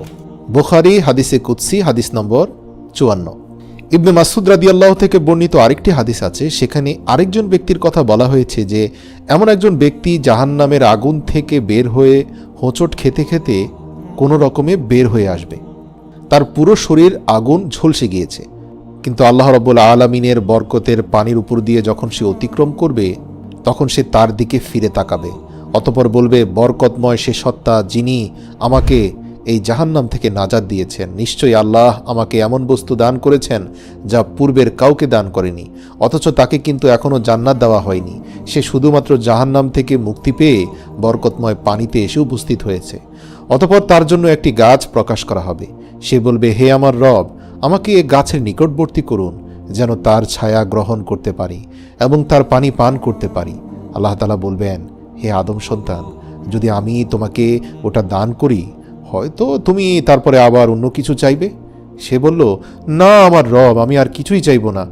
অনন্তর এক জীবন আমি জাহান্নামের আগুনে ঝলসে গিয়েছি, এখন শুধু আমার একটি গাছের নিচে আশ্রয় হলেই হয়। এ সময় সে ওয়াদা করে বলবে, এছাড়া আমি আর কখনোই কিছু চাইব না। এরপর আল্লাহ তাআলা তাকে সেই গাছের নিচে আশ্রয় নেওয়ার সুযোগ করে দিবেন। কিন্তু তার পরক্ষণেই সে গাছের নিচ থেকে এমন কোনো দৃশ্য আল্লাহ তার সামনে উন্মুক্ত করে দিবেন, যার কারণে সে গাছের নিচে বসে থাকা তার জন্য সহজ হবে না। তার জন্য গাছের নিচে ধৈর্য ধারণ করা হয়ে পড়বে অসম্ভব। এরপর সে বলবে, হে আমার রব, এই গাছ থেকেও একটু দূরে যেই সৌন্দর্যময় গাছ রয়েছে, আমি তার ছায়ায় যেতে চাই এবং তার নিচে যে পানির ফোয়ারা রয়েছে সেখান থেকে বিশুদ্ধ পানি পান করে আমি প্রশান্তি পেতে চাই। এরপর আল্লাহ বলবেন, কিন্তু তুমি তো পূর্বে বলেছিলে তুমি বর্তমান গাছের ছায়া ব্যতীত আর কিছুই চাও না। তখন সে বলবে, হে আল্লাহ, ওখানে যদি যেতে পারি এরপর আর কিছুই চাইব না। তখন আল্লাহ বলবেন, হে আদম সন্তান, তুমি কি সত্যি ওয়াদা করছো এরপরে আর কিছুই চাইবে না? সে বলবে, হে আল্লাহ, আমি আপনাকে ওয়াদা দিচ্ছি এরপরে আর কিছুই চাইব না। এরপর আল্লাহ রাব্বুল আলামিন তাকে ছাড় দিবেন। সে অধিকতর সৌন্দর্যমণ্ডিত গাছের ছায়া যাবে, যার নিচে পানির ফোয়ারা রয়েছে। সেখানে গিয়ে বরকতময় পানি পান করে তার অন্তরাত্মা প্রশান্ত হবে। সে বলবে, নিঃসন্দেহে আল্লাহর জান্নাত অনেক সুন্দর, অথচ সে এখনও জান্নাতের ধারে কাছেও যায়নি। একটু পরে তার সামনে এমন একটি বাগানের দরজা উন্মুক্ত হবে, যার ভেতরে এই গাছের চেয়েও হাজার গুণ সুন্দর দুটি গাছের অবয়ব দূর থেকে বোঝা যাচ্ছে, এবং যা পূর্বের দুটি গাছ থেকে অধিকতর সুন্দর। সে বলবে, হে আমার রব, আমাকে ও গাছের নিকটবর্তী করুন, আমি তার ছায়া গ্রহণ করব ও তার পানি পান করব, এছাড়া আর কিছুই চাইব না। তখন আল্লাহ বলবেন, হে আদম সন্তান, তুমি তো এ পর্যন্ত দুবার ওয়াদা ভঙ্গ করেছ। সে বলবে, হে আমার রব, অবশ্যই এটাই আমার চাই, এরপরে আর কিছুই চাইব না। আসলে তাকে এমন দৃশ্য দেখানো হবে যার উপর তার ধৈর্য ধারণ করা সম্ভব হবে না, এটা আল্লাহ তাআলাও ভালো করে জানেন। তখন আল্লাহ তাআলা বললেন, ঠিক আছে, তুমি একটু সামনে যাও। অতঃপর সে একটু সামনে যাওয়ার পরে সে জান্নাতীদের আওয়াজ শুনবে। সে বলবে, হে আমার রব, আমাকে তাতে প্রবেশ করান, আমি আর সহ্য করতে পারছি না। আল্লাহ তাআলা বলবেন, হে বনি আদম, কি সে তোমার থেকে আমাকে নিষ্কৃতি দেবে? তখন আল্লাহ তাআলা বলবেন, হে বনি আদম, আমি কি তোমাকে তার থেকেও শ্রেষ্ঠ কিছু দেব না, যাতে তুমি শতভাগ সন্তুষ্ট হয়ে যাও এবং তুমি দুনিয়ার মধ্যে সবচেয়ে সম্মানিত মানুষ হও, এবং তোমাকে দুনিয়ার থেকেও 10 গুণ বেশি জান্নাতের মালিক বানিয়ে সম্মানিত করি? সে বলবে, হে আমার রব, আপনি কি আমার সঙ্গে ঠাট্টা করছেন? অথচ আপনি উভয় জাহানের রব। আল্লাহর রাসূল হাসতে হাসতে বলেন, অতঃপর আল্লাহ তাআলা বলেন, যাও, প্রবেশ করো। নিঃসন্দেহে ওই দরজা দিয়ে প্রবেশ করার পরেই তুমি দুনিয়ার থেকে 10 গুণ বড় জান্নাতের সন্ধান পাবে, যেটা শুধু তোমার জন্য আমি দান করেছি। আল্লাহু আকবার, সুবহানাল্লাহ। কোরআন ও হাদিসের বর্ণনা অনুসারে মানুষ কিয়ামতের দিন হিসেবের পর জান্নাতে প্রবেশ করবে। তবে এখন কি কেউ জান্নাতে রয়েছেন, অথবা কিয়ামতের আগে কেউ কি জান্নাতে প্রবেশ করবে, তা নিয়ে সামান্য ব্যাখ্যা রয়েছে। জান্নাতে প্রবেশ দুইভাবে হতে পারে। এক, শুধু আত্মিকভাবে। হাদিসের বর্ণনা অনুসারে মৃত্যুর পর নবী ও শহীদদের রূহ জান্নাতে থাকে। দুই, শারীরিক ও আত্মিকভাবে। শারীরিক আর আত্মিকভাবে এই মুহূর্তে জান্নাতে প্রবেশ করা কোনোভাবেই সম্ভব নয়। সেটা শুধুমাত্র কিয়ামতের ময়দানে হিসেব নিকেশের পরেই মানুষ প্রবেশ করতে পারবে। আর পৃথিবীর সর্বপ্রথম যে ব্যক্তি শারীরিক এবং আত্মিকভাবে জান্নাতে প্রবেশ করবেন তিনি হবেন হযরত মুহাম্মদ সাল্লাল্লাহু আলাইহি সাল্লাম। আর সেটা কিয়ামতের পর ছাড়া কখনোই উন্মুক্ত করা হবে না। তার মানে এখন যে আমরা বিভিন্ন সময় শুনি যে ওই ব্যক্তি জান্নাতে আছেন, বা আল্লাহ রাসূলের বিভিন্ন হাদিস থেকে জানা যায় অনেক মানুষ জান্নাতে আছেন, এমন দৃশ্য আল্লাহ রাসূল স্বপ্নে দেখেছেন বা বর্ণনা করেছেন, তাহলে তারা কিভাবে জান্নাতে এখন আছেন? তারা আসলে আত্মিকভাবে আছেন, মানে তাদের আত্মা জান্নাতে আছে। কিন্তু শারীরিক এবং আত্মিকভাবে পরিপূর্ণ মানুষ জান্নাতে যে প্রবেশ করার ব্যাপারটা, এটা কিয়ামতের ময়দানে হিসেব নিকাশের পরেই ঘটবে। আনাস রাদিয়াল্লাহু তাআলা আনহু থেকে বর্ণিত, রাসূল সাল্লাল্লাহু আলাইহি ওয়াসাল্লাম ইরশাদ করেন, কিয়ামতের দিন আমি জান্নাতের দরজায় পৌঁছে দরজা খোলার জন্য বলবো। তখন জান্নাতের দরজার রক্ষী ফেরেশতা বলবে, আপনি কে? আমি বলবো, মুহাম্মদ। তখন সে বলবে, আপনার সম্পর্কে আমাকে বলা হয়েছে যে আপনার আগে আমি যেন অন্য কারো জন্য এ দরজা না খুলি। অন্য হাদিসে আল্লাহর রাসূল ইরশাদ করেন, আল্লাহ তাআলা বলেন, আমি আমার সৎ বান্দাদের জন্য এমন কিছু প্রস্তুত করেছি যা কোনো চোখ দেখেনি, যে সম্পর্কে কোনো কান শুনেনি এবং কোনো অন্তর তা কল্পনাও করেনি। এই সব কিছুই তাদের চক্ষু শীতলকারী, যা লুকিয়ে রাখা হয়েছে তাদের কাজকর্মের প্রতিদান হিসাবে। সূরা সাজদা আয়াত নম্বর 17। প্রিয় ভাই ও বোনেরা, জান্নাত আপনার জন্য ব্যাকুল হয়ে অপেক্ষা করছে। একদিন আল্লাহর রাসূল সাল্লাল্লাহু আলাইহি ওয়াসাল্লাম সাহাবীদেরকে নিয়ে ফজরের সালাত আদায় করছিলেন। সাহাবীরা দেখলেন রাসূল সাল্লাল্লাহু আলাইহি ওয়াসাল্লাম তার হাত উপরের দিকে বাড়িয়ে কিছু একটা টেনে ছেঁড়ার চেষ্টা করছেন। এরপর তিনি একটু মুচকি হেসে তার হাতকে পিছিয়ে আনলেন। এ দৃশ্য দেখে সাহাবীরা জিজ্ঞাসা করলেন, ইয়া রাসূলাল্লাহ সাল্লাল্লাহু আলাইহি ওয়াসাল্লাম, আমরা আপনাকে আজকে এমন কিছু করতে দেখেছি যা ইতিপূর্বে কখনো দেখিনি। আমরা দেখতে পেলাম আপনি শূন্যের মাঝে হাত বাড়িয়ে কিছু একটা ধরার চেষ্টা করছেন, কিন্তু হঠাৎ করে মুচকি হেসে কি ভেবে আপনার হাতটা ফিরিয়ে আনলেন? আল্লাহর রাসূল জবাবে বললেন, আমাকে এইমাত্র জান্নাত দেখানো হয়েছে। আমি জান্নাতের বাগানে আঙ্গুর গাছে এক থোকা আঙ্গুর দেখতে পেয়েছি। আমি সেই আঙ্গুর নেয়ার চেষ্টা করেছি। আমি যদি সেই আঙ্গুরগুলো নিতে পারতাম তাহলে তোমরা কিয়ামত পর্যন্ত এই আঙ্গুর খেতে পারতে। সুবহানাল্লাহ। আল্লাহর রাসূল সাল্লাল্লাহু আলাইহি সাল্লাম বললেন, এরপর আমি দেখতে পেলাম জাহান্নামের আগুন। তখন আমি আমার হাতকে পিছিয়ে আনি। প্রিয় মুসলিম ভাই ও বোনেরা, একবার কল্পনা করুন তো, যদি আমরা দুনিয়াতে বসে আমাদের চোখের সামনে জান্নাত এবং জাহান্নামকে দেখতে পেতাম, আমাদের মধ্যে কী পরিবর্তন আসতো। কিন্তু এটা দেখার বিষয় নয়, এটা আসলে উপলব্ধি করার বিষয়। আল্লাহর রাসূল সাল্লাল্লাহু আলাইহি ওয়াসাল্লাম বলেন, নিশ্চয়ই জান্নাত তোমাদের জন্য তোমাদের জুতার ফিতার চেয়েও নিকটবর্তী এবং জাহান্নামও ঠিক একই রকম নিকটবর্তী। প্রিয় দর্শক, জান্নাত আপনার সামনেই রয়েছে, কিন্তু আপনি যদি আত্মিকভাবে এখনই জান্নাতে প্রবেশ না করেন তাহলে এর দরজা আপনার জন্য হয়তো চিরতরে বন্ধ হয়ে যেতে পারে, যা আর কখনো খুলবে না। প্রিয় মুসলিম ভাই বোনেরা, হযরত আবু হুরায়রা রাদিয়াল্লাহু হতে বর্ণিত আল্লাহর রাসূল সাল্লাল্লাহু আলাইহি ওয়াসাল্লাম বলেন, আল্লাহ তাআলা জান্নাত জাহান্নাম সৃষ্টি করার পর জিবরাইল আলাইহিস সালামকে বললেন, যাও জান্নাতে গিয়ে দেখো আমি জান্নাতীদের জন্য যেসব নিয়ামত সৃষ্টি করে রেখেছি তুমি সেগুলো দেখে এসো। জিবরাইল আলাইহিস সালাম জান্নাতে গিয়ে আল্লাহ তাআলার সৃষ্টিকৃত সমস্ত কিছু দেখলেন এবং আল্লাহর নিকট ফিরে এসে বললেন, আপনার সম্মানের শপথ, যে কেউ জান্নাতের সুখ স্বাচ্ছন্দ্য প্রসঙ্গে শুনবে সেই তাতে প্রবেশের চেষ্টা করবে। তারপর আল্লাহর আদেশে দুঃখ কষ্ট মুসিবত দ্বারা জান্নাতকে ঘিরে দেয়া হলো। আল্লাহ জিবরাইল আলাইহিস সালামকে পুনরায় বললেন, তুমি আবার জান্নাতে প্রবেশ করো এবং জান্নাতীদের জন্য আমার তৈরিকৃত সামগ্রী দেখে এসো। রাসূল সাল্লাল্লাহু আলাইহি সাল্লাম বললেন, তারপর তিনি সেখানে ফিরে গিয়ে দেখতে পেলেন যে তা কষ্ট ও মুসিবতের বস্তু দ্বারা ঘেরাও করে রাখা হয়েছে। তিনি আল্লাহ তাআলার নিকট ফিরে এসে বললেন, আপনার সম্মানের শপথ, আমার ভয় হচ্ছে যে এতে কোনো ব্যক্তি যেতে পারবে না। আমার মনে হয় না কারো পক্ষে এই কঠিন জান্নাতে পৌঁছানো সম্ভব। এবার আল্লাহ তাআলা তাকে বললেন, আমি জাহান্নাম এবং জাহান্নামীদের জন্য যে আযাব তৈরি করে রেখেছি তুমি গিয়ে তা দেখে এসো। তিনি সেখানে গিয়ে দেখতে পেলেন যে এর একাংশ অন্য অংশের উপর চড়াও হচ্ছে, একটি অন্যটিকে গ্রাস করছে।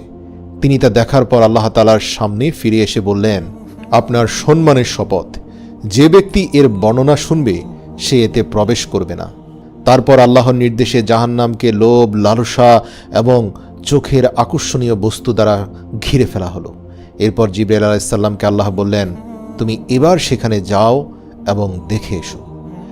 জিবরাইল আমিন সেখানে আবারও গেলেন এবং ফিরে এসে বললেন, আপনার সম্মানের কসম, আমার তো ধারণা হচ্ছে যে কেউই এই জাহান্নাম থেকে মুক্তি পাবে না, কারণ এটাকে এত চাকচিক্য দিয়ে দুনিয়াতে আকর্ষণীয় করা হয়েছে। আল্লাহু আকবার। হাদিসটি সুনানে আন-নাসাই, তিরমিজি ও আবু দাউদে বর্ণিত রয়েছে। এরপর আল্লাহ তাআলা জান্নাতকে আদেশ করলেন, এই জান্নাত তুমি বলো। তখন জান্নাত বলল, মুমিনগণ সফল হয়ে গেছে। সূরা মুমিনুনের 1 নম্বর আয়াত। অতঃপর জিবরাইল আলাইহিস সালাম সহ সকল ফেরেশতাগণ জান্নাতের উদ্দেশ্যে জবাব দিয়ে বললেন, তুমি ধন্য, কেননা তুমি হচ্ছ রাজাদের আবাসস্থল। তবে এখানে দুনিয়ার রাজা বাদশাদেরকে বোঝানো হয়নি, ঈমানদারদের বোঝানো হয়েছে, যারা ঈমানের রাজ্যে রাজা, একনিষ্ঠ আনুগত্যের মাধ্যমে এক এবং অদ্বিতীয় খোদাকে যারা খুশি করতে পেরেছে তারাই প্রকৃত রাজা এবং তারাই প্রকৃত রানী হয়ে এই জান্নাতে প্রবেশ করবে। একদা জান্নাত এবং জাহান্নাম আল্লাহ তাআলাকে জিজ্ঞেস করেছিল। জান্নাত বলল, হে আমার প্রভু, কেন আমার মধ্যে শুধুমাত্র দুর্বল এবং নিঃস্ব লোকেরা প্রবেশ করবে? এবং জাহান্নাম বলল, হে আমার প্রভু, আমার ভেতরে কেন শুধুমাত্র অহংকারী এবং দাম্ভিক শক্তিশালী লোকেরা প্রবেশ করবে? আল্লাহ তাআলা জান্নাতকে বললেন, হে জান্নাত, তুমি হচ্ছ আমার দয়া ও রহমত।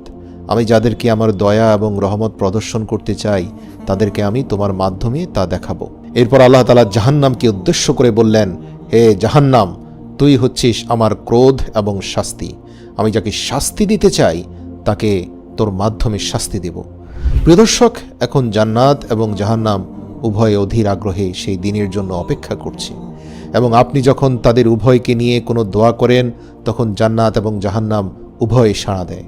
আল্লাহর রাসূল সাল্লাল্লাহু আলাইহি ওয়াসাল্লাম বলেন, এমন কোনো দিন নেই যেদিন জান্নাত এবং জাহান্নাম উভয় আল্লাহ তাআলার কাছে তাদের অধিবাসী যারা হবে তাদের বিষয়ে প্রশ্ন না করে।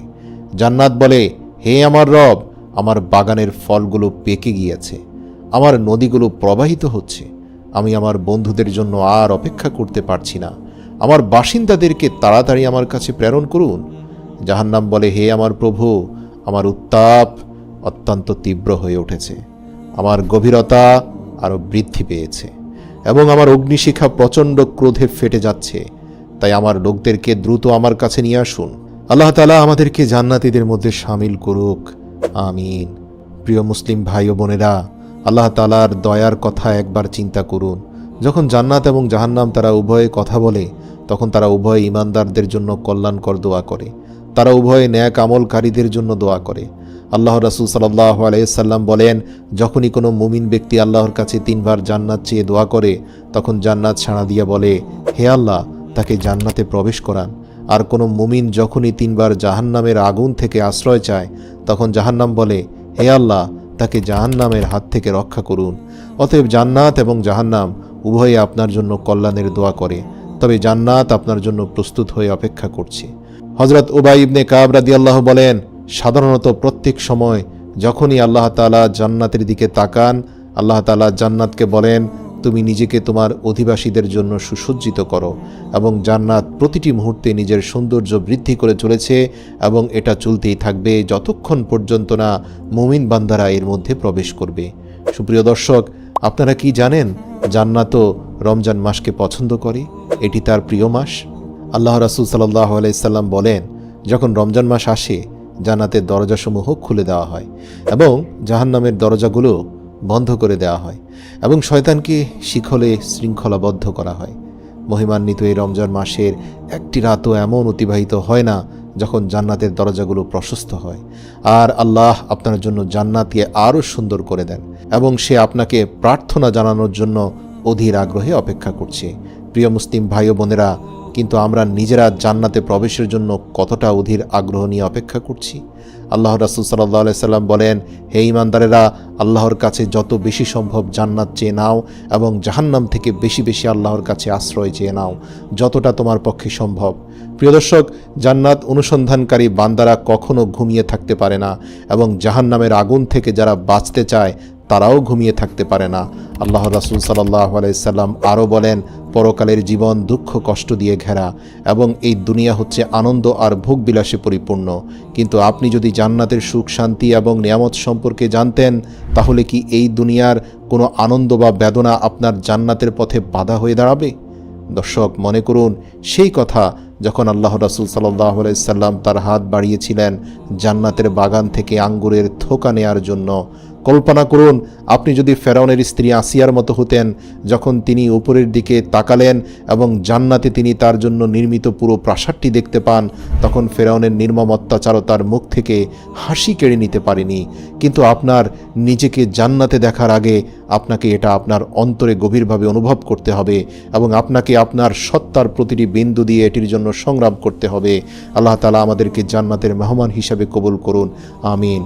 আসুন, জান্নাতের প্রথম ধাপ দুনিয়ার বুকে, সেটা হচ্ছে ইস্তেগফারের মাধ্যমে নিজেকে পরিশুদ্ধ করা এবং ভবিষ্যৎ জীবনে কোনো গুনাহ করব না এই মর্মে আল্লাহকে প্রতিশ্রুতি দেওয়া।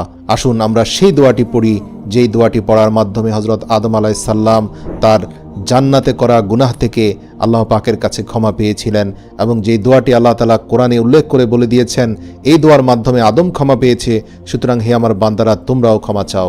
আসুন সবাই পড়ি, রব্বানা যালামনা আনফুসানা ওয়া ইল্লাম তাগফির লানা ওয়া তারহামনা লানাকুনান্না মিনাল খাসিরিন। হে প্রভু, আমরা নিজেদের উপর জুলুম করেছি, আমরা নিজেদের নফসের গোলামি করেছি, আমাদের আত্মা কলুষিত হয়েছে। হে আমার রব, আপনি দয়াময় মেহেরবান, আপনি আমাদের ক্ষমা করে দিন, আমাদেরকে পরিশুদ্ধ করে দিন, আমাদের নাফসকে আপনি পরিষ্কার পরিশুদ্ধ করে দিন, আমাদের অতীত জীবনের সকল গুনাহ মাফ করে দেন। হে রব, আমাদেরকে ভবিষ্যতে আপনি সরল সঠিক অবিচল পথের উপরে আমাদেরকে প্রতিষ্ঠিত রাখুন, আমাদের ধৈর্য ধারণ করার তৌফিক দান করুন। মৃত্যুর আগের দিন পর্যন্ত আপনি আমাদের এই ধৈর্যকে বিস্তৃত করে দিন। আমা তৌফিক ইল্লা বিল্লাহ।